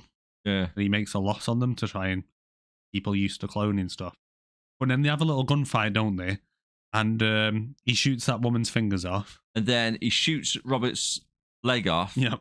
And then Robert just starts hopping around like it's no bother whatsoever. Why is it not in like shock, having a fit on the floor or anything? The fingers as well. Or bleeding out. Is few scenes later, right? He's back. He's got his leg back. She's got her fingers back, right? Yeah. And I'm thinking, I've not seen any technology where they can grow back fingers and legs. So all I'm thinking is, have they just gone, my leg's gone, I may as well just start again. Yeah. Again, it goes back to the whole thing of you wouldn't think my leg's gone, or I may as well just kill myself and carry on. Yeah. Don't be stupid. That's one thing I put in my notes. I was like, do they do limbs and stuff? Yeah, because I don't think they do. But and if they do them bloody quick. And all she did was lose a few fingers and like a thumb and a few digits. And it's like, so she kills herself over this and starts again, does she? There's another 1.2 million gone. You kind of don't explain it. I'd be like that. No. You can survive without a finger and a thumb. I'm not spending 1.2 million. Oh, go on, just shoot me in the head now. Come on, give us a new body, please. Like, no. Knocks out Talia and goes like, does anybody stay dead anymore? Yeah. Very good. That's Sylvester Stallone for some reason. Does anybody not use keys anymore in the future? I don't think so. Everything's just thumbprints in it. Yeah. Yeah, when he goes home at the beginning, he gets his keys out his pocket, which he shouldn't have anyway. He has a big panic about, please press your thumbprint within 10 seconds or the alarm will go off, and he has a big panic about it. It's like, what are you panicking for? There's no one about, and you're nicking the people whose car you're nicking anyway. You just shot up. Yeah, you just killed all of them, haven't you? Have you noticed like Trip drives a bloody Beetle as well? Like, I still have like a bit of a hippie car. I'll say. Very typical. Jesus Christ, for you. Little bandana on. He has to have a fucking bandana on. You know what he reminded me of? You seen American Dad? He reminded me of Haley out of that. Yeah. With the hippie with the bandana on. And then he decides he's going to break into the lab, doesn't he? Then he has flashbacks with all his family, sees all the memories from Clone. Doesn't make sense. Any sense at all. Then we're back at the hospital again. Dr. Ware has taken his wife to the hospital. Then obviously gets told about all the information. The next scene again, back at the HQ labs. And the protest outside for people against cloning. Adam uses Talia's phone to get access into the labs. And security guard, tries to search him with the box. He's like, we can't search this because it's flesh-eating disease and stuff. Yeah, he's like, feel free to search it, but it's for Dr. Ware. And what was it? Doesn't he say, that's it. It's got a flesh-eating virus in it. It's got a lower intestine in with a flesh-eating virus. Yeah. Have they never heard in the future of an X-ray machine? I've just put it through there and seen, no, mate, that's got a gun in it. Yeah. You got a sandwich back here just for your gun. Yeah, let's just stick it through this X-ray machine, shall we? Or a metal detector. Right, when he went back to his workplace, was that just to get a little food box? I think so, and to have a look at that random picture of him and his wife, and to have a flashback that his daughter, cliche, has a fucking recital that he's got to go to. Yeah, but there was no reason for that scene. No, there's quite a lot of scenes like this. Right. But really pointless. It's a very quick scene. Like I said, he goes back, he has a shave for some reason, and then goes to his locker, gets his sandwich box, picks up the picture, has a little flashback of him. Will you come to my recital, Daddy? Of course I'll be there, darling. And the next thing is he's breaking into a bloody high security lab. He had a second shave for the day. He has another shave, yeah. As you do. Yeah. Morning and night.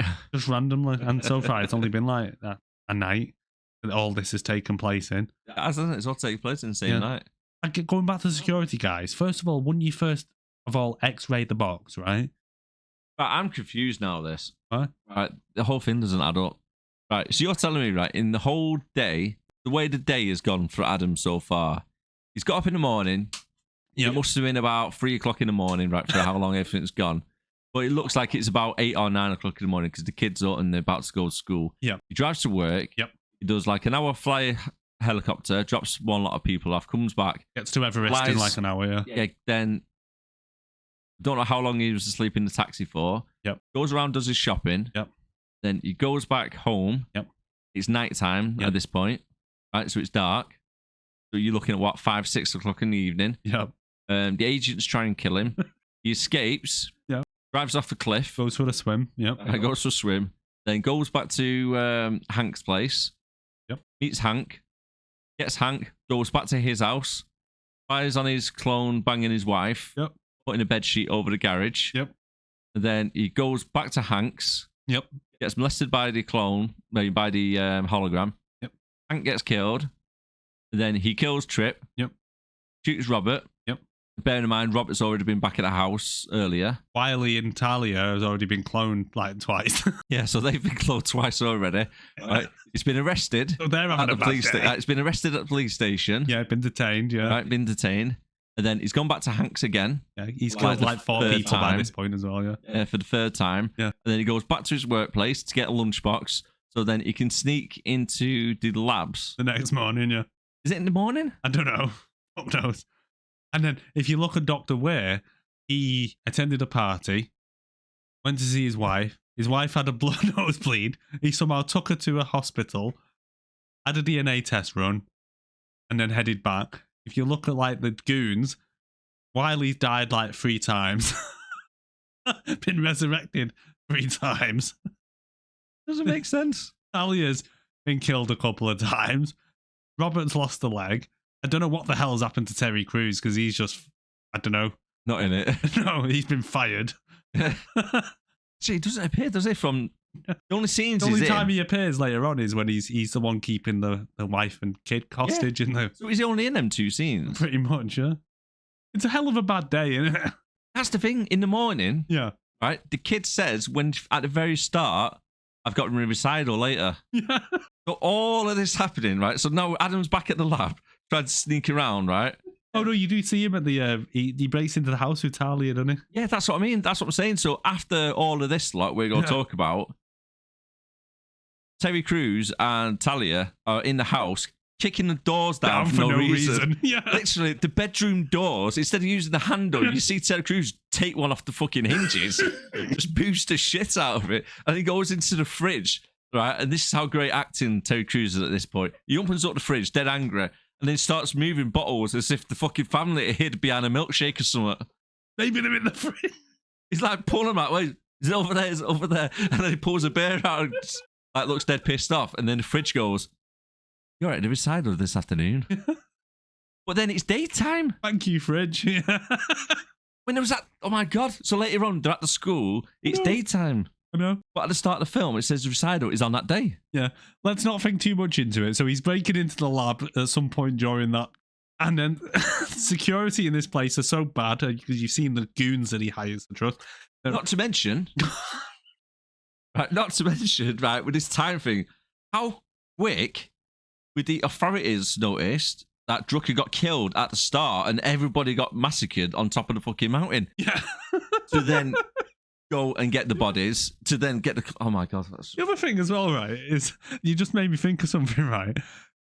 The helicopter that Drucker died on, who flew it back, right? Because he still has 2 helicopters, and obviously Hank was in that one that he got shot in. Yeah. And he was shot up, right?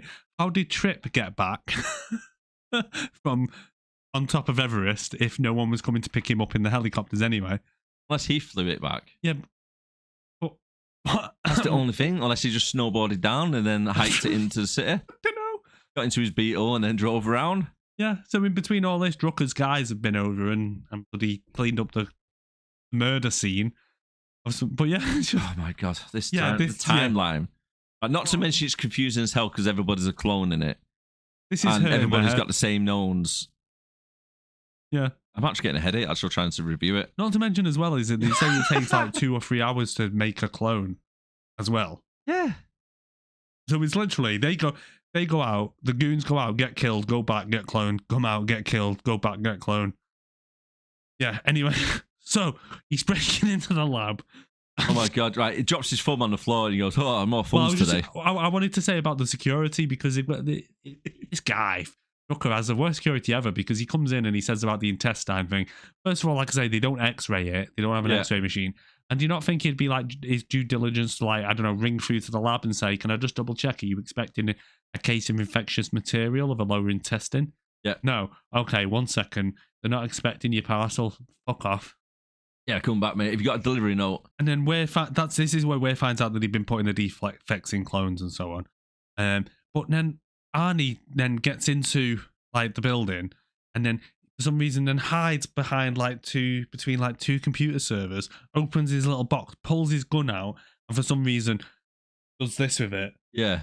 And it's like, what if someone just happened to walk past and then shoves it into his jacket? You'd literally just find somewhere quiet, pull it out and just put it in. You wouldn't. Yeah. Like, dude, you're already in the building. Chill out. Stop acting weird. Act like you're supposed to be there. You know the weirdest thing about it? What? Right. He's in a science lab. Yeah. He's actually walking around wearing a bloody pilot's outfit. Why is there a pilot walking around to start off with? He doesn't bother to do like put a lab coat on or anything. No. He just carries on wearing his like little fur jacket, bloody pilot coat. And then, like say, he drops the thumb. Yeah. The security guard's looking at him going like that. I don't think pilots are meant to be walking through the security. And he's like, oh yeah, I just I'm all thumbs today. I'm all thumbs, yeah. And like scans through, but like, I'm all thumbs today. That's when bloody Robert and Talia come back with his new leg and so on. Like, they're just arriving back at... What's he done? Just got his leg and just attached it back on, because from our point of view, they've not been back to the lab yet. No. That's them arriving back to the lab. Yeah. And yet he's got his leg and she's got her fingers because she uses her thumb to get in, and it says, you're already inside the building. What? He's got my thumb. But that wouldn't lock you out, though. No. Yeah, of course, yeah, he's got your thumb, because that's a normal thing to say. Even Wiley, as they're walking in, he says, I've died so many times and I don't even see angels or anything when I die. Yeah, because it's not you that died. And then, yeah, he walks in and he gets that that guy, doesn't he? And he says, like, come with me, and, like, starts leading him away. Just gives him all the information. Again. Gives him like a guided tour. He's walking around on the left-hand side here. You can see all the clone tanks. They're the ones that are going to be made. On the right-hand side, we've got all the files and all the servers. By the way, this is like a top secret area. You're not meant to know. Nobody's not meant to be on here. But the guy says they'll kill you for seeing this, and I'm thinking, so everyone who works for Drucker is just fine with the company they work for, just killing people for like walking into this area. Like, everyone's just fine with this. How much do you reckon that security guard's on? About 25 grand a year or something? What I thought would have been funnier, I think I've seen it, I couldn't place the film, I've seen it in, but all I kept thinking was, he walks in and he sees the security guard, pulls the gun out, and then he walks into the next room. What if, like, there was another security guard in there? When by the time he gets to the wheel, why hasn't he got like a conga? Like, oh yeah, a whole bunch of people like, oh, you're here, are you? Oh yeah, okay, I'll tell you everything. Again, no, don't, you don't need to coerce me or anything like that. I'll just tell you everything that's going on. And then he decides to dress up as the security guard. I put that in my notes. The security guard is literally like 180 pounds, 5'8". Schwarzenegger, 6'4", brick shithouse bodybuilder, managed to fit into his clothes. It's good that it's a perfect size that this security guard walks around with 6XL bloody jackets. And he just strips him off. I'm like, dude, why are you getting changed? Oh yeah, oh right, okay. Now you decide to get into a disguise. I mean, what was his plan? Even to be in there, because he only learns about the recordings and stuff when he's there, and that's what he takes in the end. But what was his plan when he got in there? Because he's not like he took a camera to record any of it or anything that I could see. He's not really learned anything new either, because Talia told him everything anyway. And then you're in the security room and they're looking for him, aren't they? I mean, how does anyone even... You see that security room? Yeah. How many cameras, how many screens there are in that room? That's a trope, isn't it? That's a 90s trope. How the hell is anyone monitoring? There's only like one guy in there, and there's like 12,000 screens. How is one guy? I mean, come on, Drucker, mate. I know you're not asked about dying because you think like you're never gonna die, but you are. And it's like, come on, you've got all this money, just buy some competent security. And like you said, maybe you wouldn't die so much if you just spent a bit more fucking money and some resources on some actual goddamn security. I mean, Jesus crazy, Christ. Innit? I mean, crazy. Even to the point going back at the beginning with the pilots managed to switch with each other without none of his security even questioning. You're not Adam fucking Drucker or Adam fucking whatever your name is. Sorry. Gibson. You're not Adam Gibson. You think as his security, they at least know you've gone through the trouble of doing your eye test and your blood test and stuff like that. What? Maybe just get a photo with the guy. Here's your ID. Ask for some kind of ID. At least see the pilot's license, maybe. You notice when he jumped in the van as well, and then the autopilot, the car, just like wheel spins off. I know. I mean, the delivery driver as well, trying to be a hero. Like, what is he on the payroll as well? Because he points a gun and he says, "I'm taking." I'd be like, "It's my work van. Bloody take it, Jesus! Yeah. Why try and be a hero?" Yeah. Oh yeah. And then they're at the school. And Clara, his daughter, decides to go for the piss. But here's another thing I don't get. Why use dogs? Yeah. Why? I mean, in a school, the dogs are barking and growling in a school. What the hell? Why? And why are the dogs on a remote control? It's like I've noticed that as well, right? I feel like, how did the dogs know Clara was going to walk out of that room at the exact moment that she was, right? God, was they planning on her taking a dump before she went on stage? And then how long was she on the toilet for? Just, everybody's got changed. Everybody's got ready. They're doing the performance on stage, and the mum and dad like, can't see Clara anywhere. Teddy Bear's Picnic as well. Yeah. And it's like, did Terry Crews and Talia take the dogs with them? And they always got the dogs in the back of the car. And it's like, why dogs? Like, if you were in a school and, like, let's say you weren't watching the play, but you were kind of like one of the teachers walking around and you just heard dogs, you'd be like, why can I hear dogs barking? Yeah, it's like, it'd be a dead giveaway. And then the mum comes out and walks straight between the dogs like they're nothing, and then picks up the little girl and goes, oh, please help us. Love, you just walk past them like you don't care. Yeah. Just walk past them again. The other stupid thing, right? One of the most stupidest things here, right? Is then Arnie realizes that his wife's taking her time having a shit. I've still not seen me daughter. He runs out, sees them getting kidnapped and running out the door, and he runs outside, right? And why is there a helicopter? Yeah. And an SUV there? And then why on earth does the helicopter start shooting at him in front of a school of all places? And they have lasers. A laser gun. Start shooting at the walls and everything. At a school. I mean, surely you want to keep this shit low key, man. You've gone in. Imagine being Drucker and he says, so how did it go? Yeah, we used the Dobermans in the school. Okay. And then what happened? He ran out. We took the helicopter to the school. Yeah. Okay. Now, did you have any trouble? Yeah, we shot at him outside the school. Yeah. Oh my fucking God. It's got Drucker lamps on the side of the helicopter. I mean, air traffic is monitored. I know. I was thinking this because I was thinking like they're doing all this shit, and even at the beginning with the planes and stuff like that. But then I'm thinking, well, I suppose it was before 9/11, so maybe they just didn't. You know, air travel was just a lot more relaxed because technically it's after. Well, yeah, but this film was before 9/11, wasn't it? So that, you know. And then to top it off, mate, they left the dogs behind. And that's the other thing I've got. Where did they put the dogs? Where did the dogs go? Maybe Drucker's like, did you at least bring the dogs back? Violet, did you? Oh, I didn't. Maybe. Right, they're going, we're going to the school. We're going to need the dog squad. All right, no worries. We'll send them out. And the dogs arrive in a helicopter. Maybe the remote control is like fly dogs. Like the dogs just get in the front seat like that, the repet dogs, and just start taking off in the helicopter. Paw Patrol. The Paw Patrol. That's what fucking Ryder's been doing with them dogs. That is. The little clone dogs. Oh, yeah. Where the fuck did they put the dogs? I mean... Oh, shit. And then Adam thinks it'd be a great idea to try and phone the police. And it's on, like, a FaceTime call with the police. And it's like, is your phone call an emergency? And every single question, he goes, yes. And it says, like, next question, yes. Next question, yes! It's getting like more and more angry. Is your phone an emergency? Yes! Put the cookie down! God damn it! But I'm not... It's just getting more and more angry with his fucking phone. That police though, and it's like, is your call an emergency? Yes. Are you under duress? Yes. Is someone's life in danger? Yes. And it's like, for fuck's sake, someone just pick up the fucking phone. Oh my God.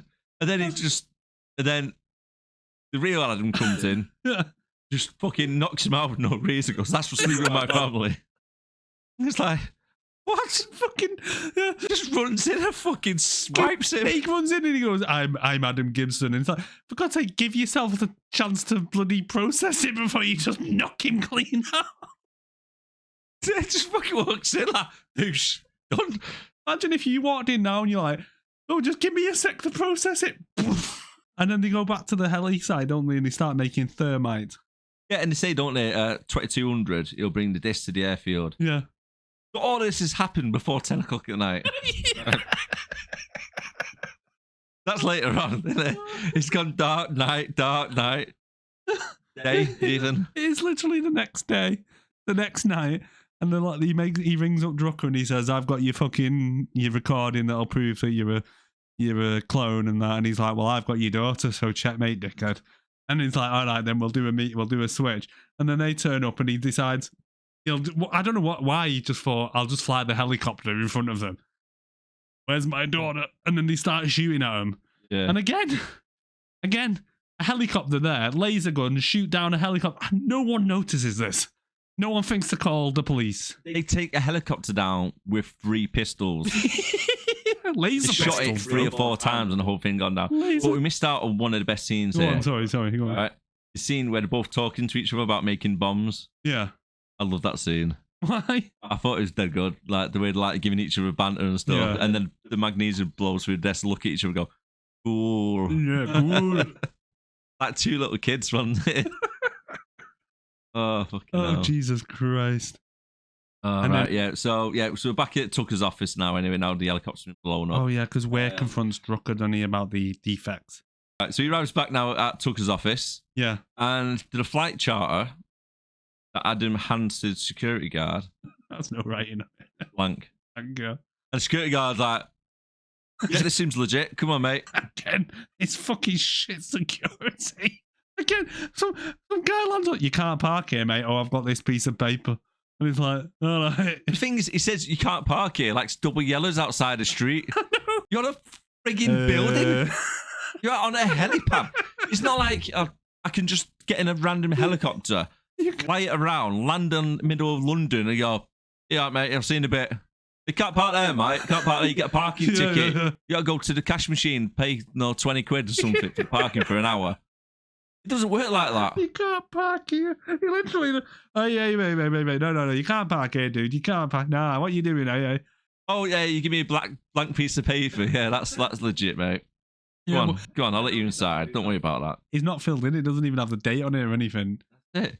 And then he runs around shooting out all the cameras, doesn't he? Right, okay, this thing what got me. Right. How does he get from one area to the other so fast shooting cameras, right? Literally, the guys are calling out which cameras have been shot out because it's like 2,000 screens on the wall. Yeah. Right, they're literally going, basement cameras down, 5th floor cameras down, 2nd floor cameras now down, 6th floor down. What the fuck? Is he just teleporting around? Did you not clock on to that? No, but now you mentioned Quadrant 2's camera's down. Oh, Quadrant 7's down. 3rd floor basement is down now. How is he getting around so quick shooting all these cameras? I didn't know you mentioned it, yeah. Yeah, and bearing in mind, like you say for ammunition, when he stole the gun off somebody, he took the gun. He didn't take any magazines or any ammunition. Extra batteries in this case, yeah. Unless he's had it on bloody charge like a fucking EV car. Maybe he had it on charge on the way over in the chopper. Yeah. Maybe I'll stick my iPhone charger into it. He picked up some AA's from the shop on the way. Jesus Christ, but yeah. Oh my God. And I put on here as well, right? When they're running through the stairway. Yeah. So he's in the middle of them now. So you got Robert and that on the bottom, and then you got the dopey security guards who let him through, do everything what he wants earlier on. They're shooting down. Yeah. Right?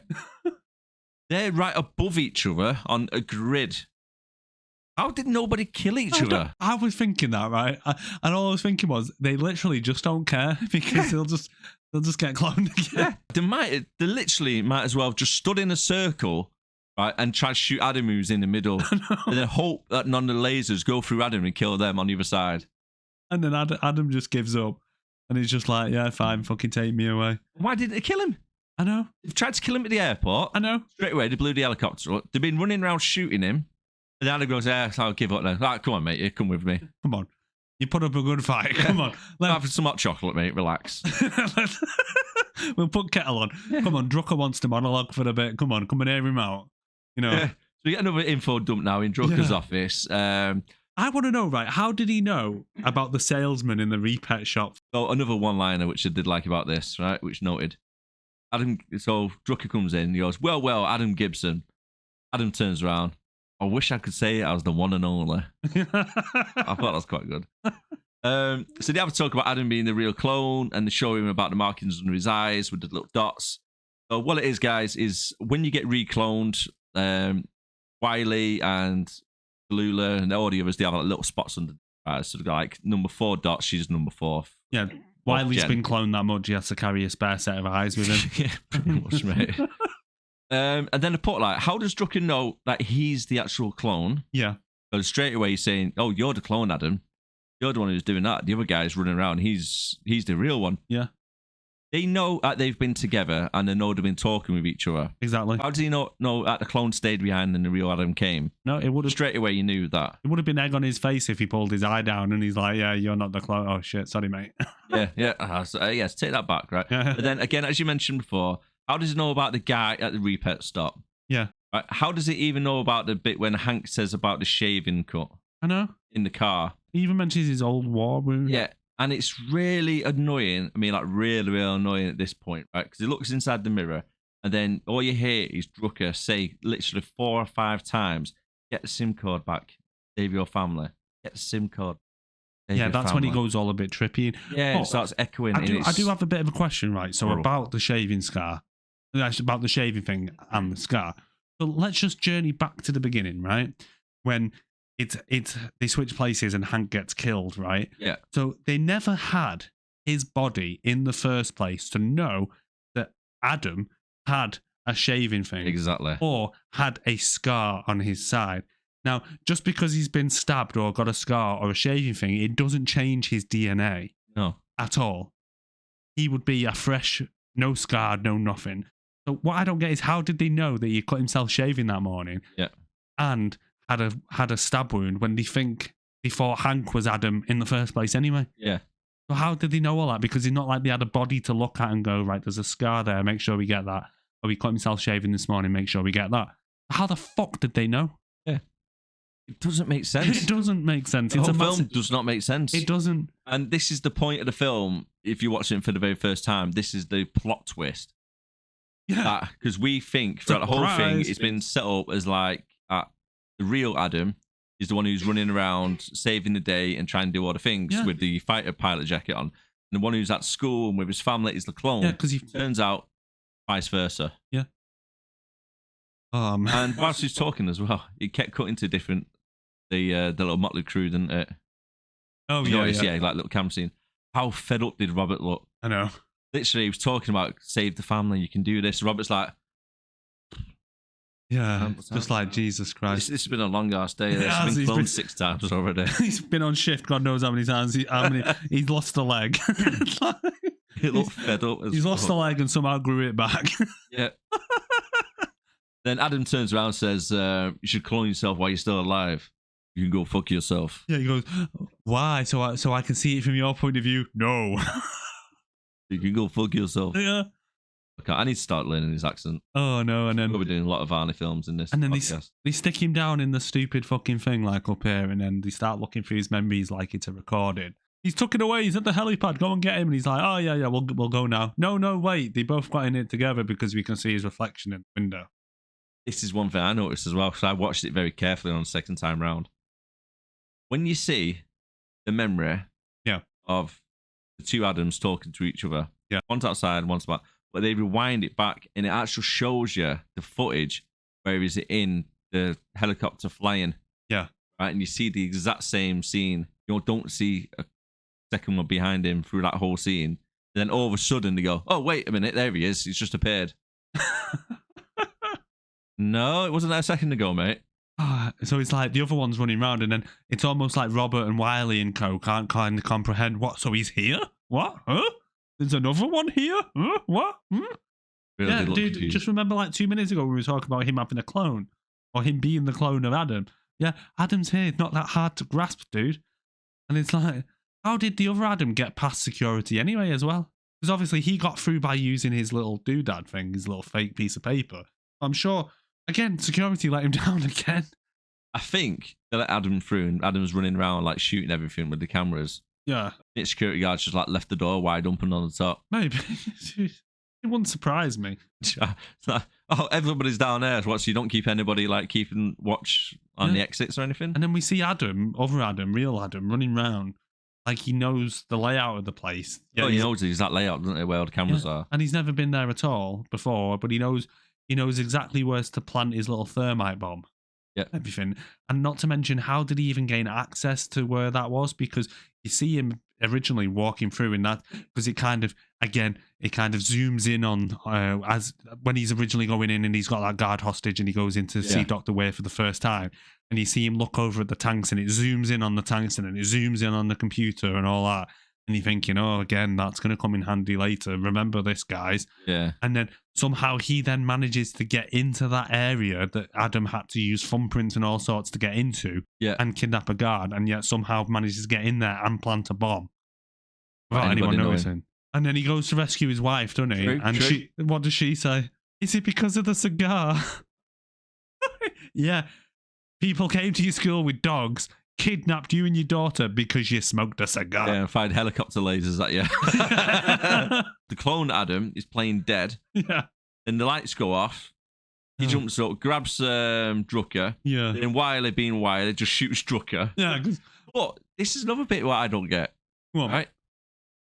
Adam is using Drucker as a human shield. So he's stood directly behind him. Yeah. The laser goes right through Drucker and shoots the building, a bit of like wall behind him. How has 6'4" brick shit house Arnie not got hit by that laser as well? Oh, it just doesn't make fucking sense, does it? And he takes his family up to the roof. He walks out and he speaks to the excellent security guys. I like that bit, yeah. Guys, I don't want to expose her to any more violence. She sees enough on TV. So there's what I want you to do. And they walk past and go, enjoy your trip, little girl, or something, as they walk past. Jesus goddamn Christ, security guards. Where's he found these? I reckon all he's done is he's just grown a couple of blanks, not give them any memories of anything, and just said, go stand up on the roof. It probably is, you know. I'm not paying them. I'm not paying them, yeah. Just, fuck it, just put a wig on some. It's like bloody mannequins, aren't they? Just walking around. That's all they are, yeah. Like, what are we doing up here again? What's scooter mean? I don't know what it is. What am I meant to be doing? Can't park here. But then, that gets the whole point. When Adam was running around shooting all the cameras, there was 2 security guards on the rooftop still. Exactly. So the other Adam just like walks past. I bet they're like, oh, you're back again, are you? Flying the helicopter. Come on, mate, let you in. Yeah. Do you know what I mean? He's like, yeah, I showed him that paper earlier. All right, okay, you got changed quick. I could have swore I took you downstairs early. You started shooting. I left something in the helicopter. I just had to nip back. And then Clone Adam decides to go hide in one of the bloody tanks. With how creepy! I would hate to be in there with all them fucking things. I wouldn't go there. Why does that blank wake up? By the way, when he's near it. Oh yeah, that is because somebody left test tubes on the side of the walkway. So Talia, when she walks past, she kicks them. I know, but and then it wakes up. Yeah, and it's like, hold on, what the hell? See, that didn't what bother me, right? It was the fact like, who the hell leaves test tubes on a bloody walkway? I mean, why? Why is test tubes lying around? And then Drucker's trying to drone himself. Drucker's trying to clone himself. Bloody text man's got that as well. I looked at her for like, man's gone to cone. Like an ice cream cone. Ice cream cone Adam is trying to hide from the goons. Real Adam is flying away in a helicopter.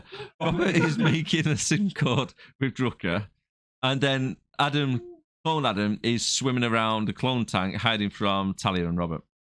Yeah. Literally a lot of little scenes just happening going on, yeah, Jesus. Right. Oh man, which are pointless just discussing because not a lot happens there. Yeah, so the key points are fucking Robert tries to shoot or something, his gun goes off, or someone shoots and ends up shooting the tank, and all the water comes out and it fucks up Drucker's clothes. Just before we start that bit though, go on. Right, Adam was swimming around underneath, right, and he picks up a random pipe. Yeah. Sticks it into his gob to breathe oxygen. Like, one, if it's pure oxygen, it'll kill you anyway.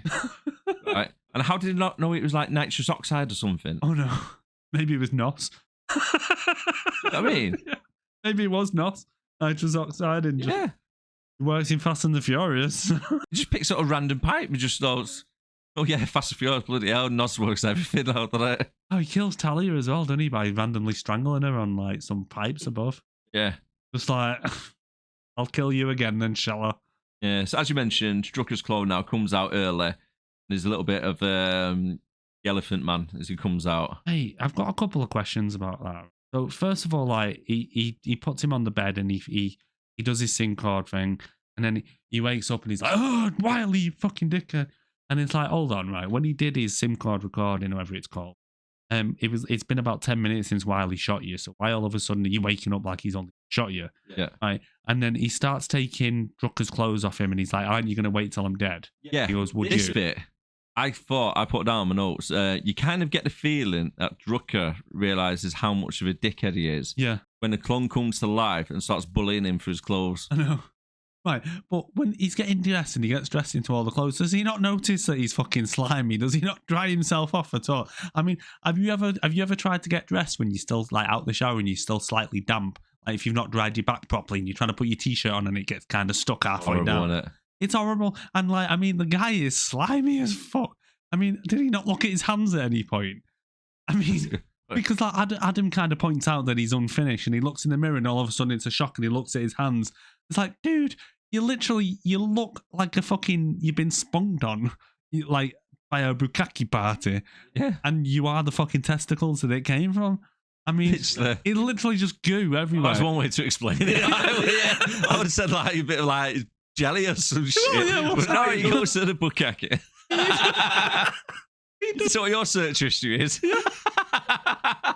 Fuck off. But you know what I mean? He looks like he's just been jizzed on constantly. I mean, he does. He does look a bit gooey.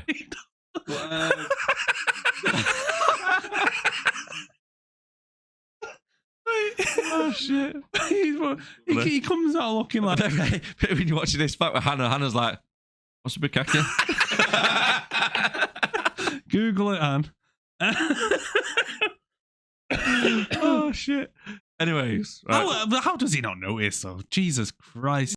As you just mentioned, then Adam tells Drucker, shows him in the mirror, know what he looks like, says you're a monster, etc. Drucker, which is dying, managed to get a new lease of life, jumps up, gets a pair of scissors from friggin' God knows where. God knows. Right? He actually stabs Arnie downwards in the shoulder blade where the neck is. That's a fatal wound. Yeah, that's like an artery or something. Yeah, it's going straight down. That's like a killer blow. Gladiators used to do that in the arena. Yeah. They used to have the body armor on. They'll stab them downwards through where the shoulder blade is. And it's like a fatal thing. He's just been stabbed with like 7-inch scissors right into his shoulder. He just dusts it off. Arnie being Arnie, it's like, pops that. The scissors probably broke and like chinged off his bloody muscle. Like, ting! Oh, that didn't work, did it? Because he's the Terminator, and he just hit his metal exoskeleton. Later on, he's running around perfectly fine. Doesn't mention that he's got a big stab through. He just carries never on. mentioned at all. Kind of like Hank. Never mentioned again. Yeah. It's so weird. Have you noticed though that in between all this, over Arnie just kind of calls his wife and kid a taxi and just kind of randomly lands in the street. The taxi pulls up like, this is normal. Yeah, that's it. Like, you get up to your family and that, like, go to your mother's house. Oh my god! Like, fuck off. Then I put my notes as well. Like, how does Adam see the helicopter flying around and stuff?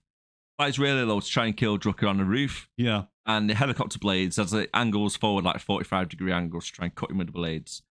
Drucker jumps off the roof onto the glass roof section. And then it breaks, force through, he dies. He's clearly a mannequin when he falls down and hits the ground. It's like clearly all they've done is just put some clothes on a mannequin and chucks there's it no down. movement there, was there? It was just like a head first splat. That's it. The way he lands, you can just see like the body just like it's clearly a mannequin. Yeah, it definitely is. And then you forgot as well when he shoves Drucker on top of himself and says makes a comment about him fucking himself. Yes. It's just. Whatever. He goes, start setting the bomb off and what have you, doesn't he? Oh, I was really disappointed at this bit. And then... I was really disappointed at this bit, mate. And then they got the CGI on the chopper, just look. And then at one point they're jumping onto the chopper and it's clearly a stunt double. Yes, but this is where I'm most disappointed at it. Go on. Why didn't Arnie, he had the opportunity to say it. Come on. Get to the chopper. Get to the chopper. Arnie running to a chopper, and he did not say the line. Get to the chopper. Get to the chopper. To the chopper. I can do that bit of Arnie. I can't do talking. And then the CGI when they're trying to like climb up past me and all this shit. Get into the chopper. We're heading towards the bit. I mean, it takes so long getting up there. You would have hit that fucking building. The CGI looks terrible as it's going towards it. It really does. There's no chance they would have avoided that. No, not a chance. Then the next scene, we're back at Adam's workplace. The police report and everything has all been done of like 15 people being murdered and a billionaire and everything. So there's no questions asked whatsoever. No, just crack on with your life now, mate. No one's questioned why there's video footage of you running around the building shooting out all the cameras because it still would have been recording. Or why there's like a big clone thing and why your DNA and your family's DNA and everything was still there and why your chopper was seen on radar in the area. With a terrorist explosion. And a massive gunfight that everyone in the buildings all around seen.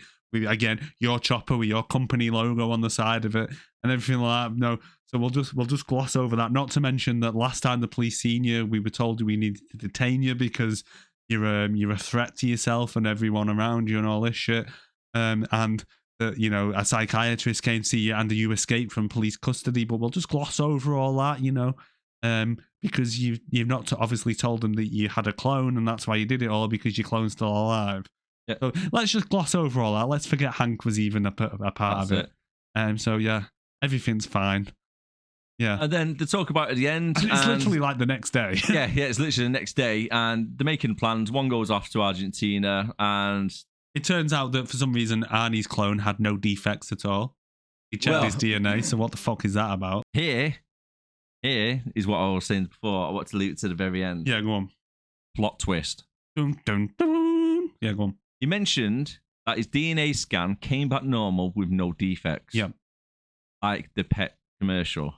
And Adam even says, if you're not human, don't you think they would have mentioned it? Smirks and turns around carrying on spray painting. Right.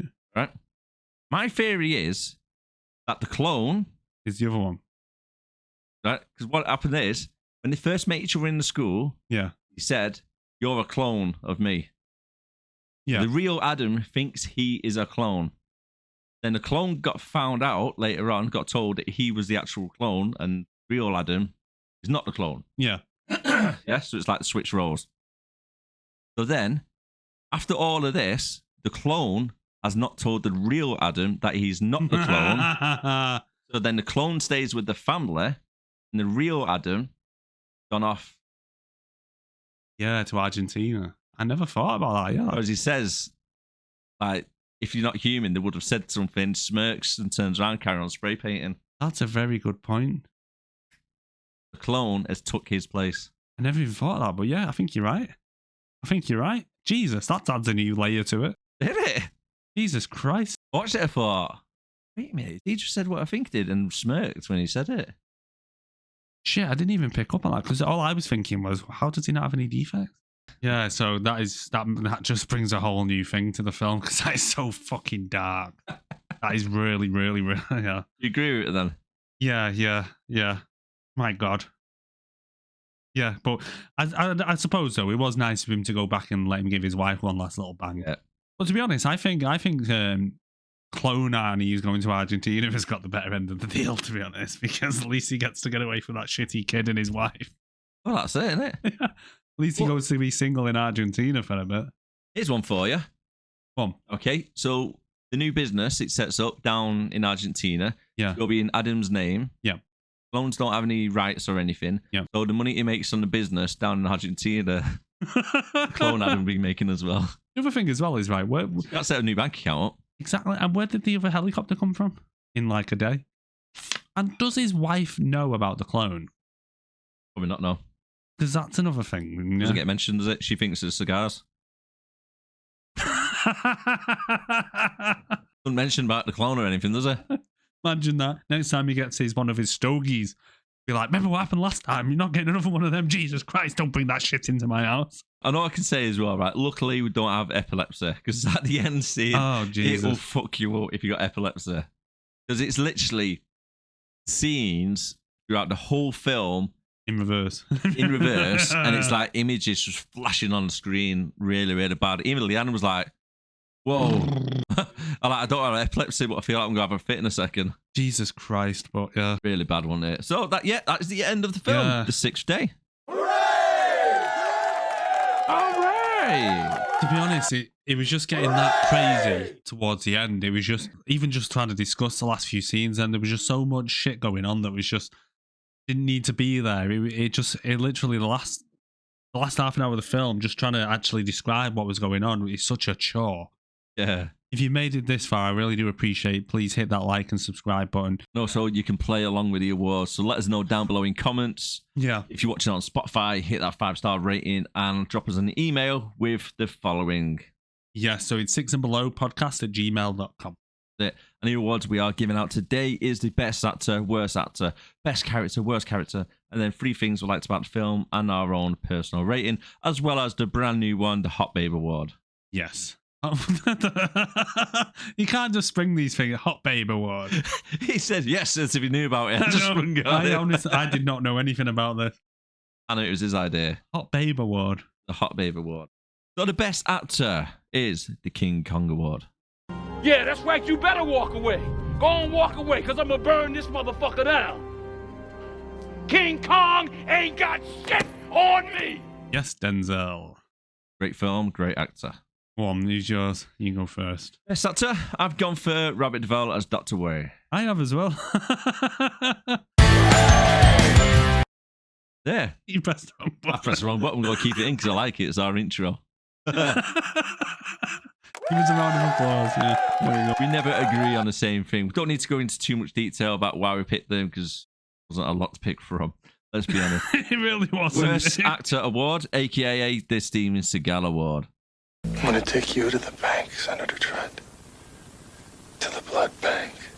The Golden Seagull. The Golden Seagull, the Whisper Award. Can I go first on this one? You can. I've actually got a couple because I couldn't narrow it down. So I've got 2. It's between the doll. Oh, the doll. You can't give the doll a worst actor. Okay. The kid. And Hank. Which one's Hank now? The one who dies and you forget about his mate, his pilot mate. I don't think he was too bad. But now, reading back through my notes and everything and rethinking of the film, I've got a thought. What? Terry Crews.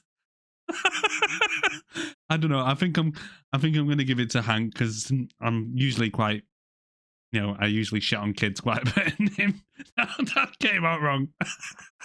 Yeah, first guys, Erik likes to take a number 2 on the kid's chest. I never said anything about the chest. Just anywhere in general on them. Yeah, the entire water just like taking up on them. I shouldn't have to say this, but I do not shit on kids. Okay. All Let's gloss over that then, shall we? Yeah. Moving on. Okay, I'm my going to give it to award Hank. Yeah. is going to Sarah Winter as Talia. Really? Awful. Really? Worse than Hank? You're saying really, as if she was a frigging good actress. She wasn't the worst. You're fucking awful, mate. She wasn't the worst. And a very close second was Drucker. His I had him acting was awful. I had him as joint best acting. I had Robert Duvall or Tony Goldwyn. Best character. Best character. Got to be Arnie, hasn't it? I've got Drucker. The best character. I've got Drucker. I thought he was a good villain. He played it well. I know the whole film is like really cheesy and it's set in like really cheese, but his acting was really shit and cheesy. Right, okay, there's no wrong answer here, folks. Let us know down below who was your best character and worst characters. Worst character. The doll.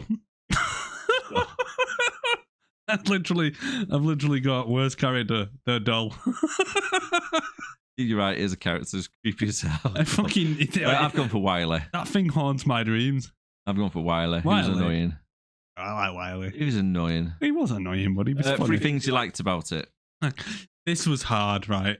Because, as I mentioned at the beginning, I don't think this film has stood the test of time, to be honest. So I was looking through it. The 3 things I've liked, I've literally just got the helicopters, the clones, and the future outlook. That's all I could think of. Literally the 3 things. So, a 2-hour film, the thing that's in it, like for the first 30 seconds, you're like, oh, do you know what? That's the best bit about the whole film. The helicopters, yeah. So, Basically, I've just named the props. Pretty much, yeah. What did you like about the Sixth Day? The clones. I like the concept of the movie, the storyline for it. Oh, right. Quite good concepts for it. It's a shame that it's not brought to the screen as good as what it could have been. Right, okay, yeah. You know what I mean? Yeah. They could have made it a lot better. The concept of the story and stuff like that was good. I just think back in 2001 when I watched this originally, I think it was a good film. But now, like I said at the beginning, with us now being past that point in the future and seeing that the tech nowadays is better than that it just kind of looks old-fashioned. It's 25 years old, isn't it? Yeah. Well, it's like when you look see it that way, aren't you? It's like if you watch Cliffhanger back in the day. Yeah. It was an amazing film. But now you look back in it, you like... I can see her feet like swinging next to a ledge. You know, she's not really. Well, it's on like when you watch cliff. like the original Total Recall nowadays, and it's just corny as hell. Yeah, it's really bad, isn't it? But at the time, do you know what I mean? It was great. Second one, I like the dialogue on it. Right. Like I say, it's a lot of good one-liners, and then I like the scene where Arnie's talking to himself, making bombs. I like that bit. That's very good. Better than my 3. But if this film was to be remade in 2024, yeah, I think it would be quite good. Yeah. The same storyline, but modernized with all the new CGI we got.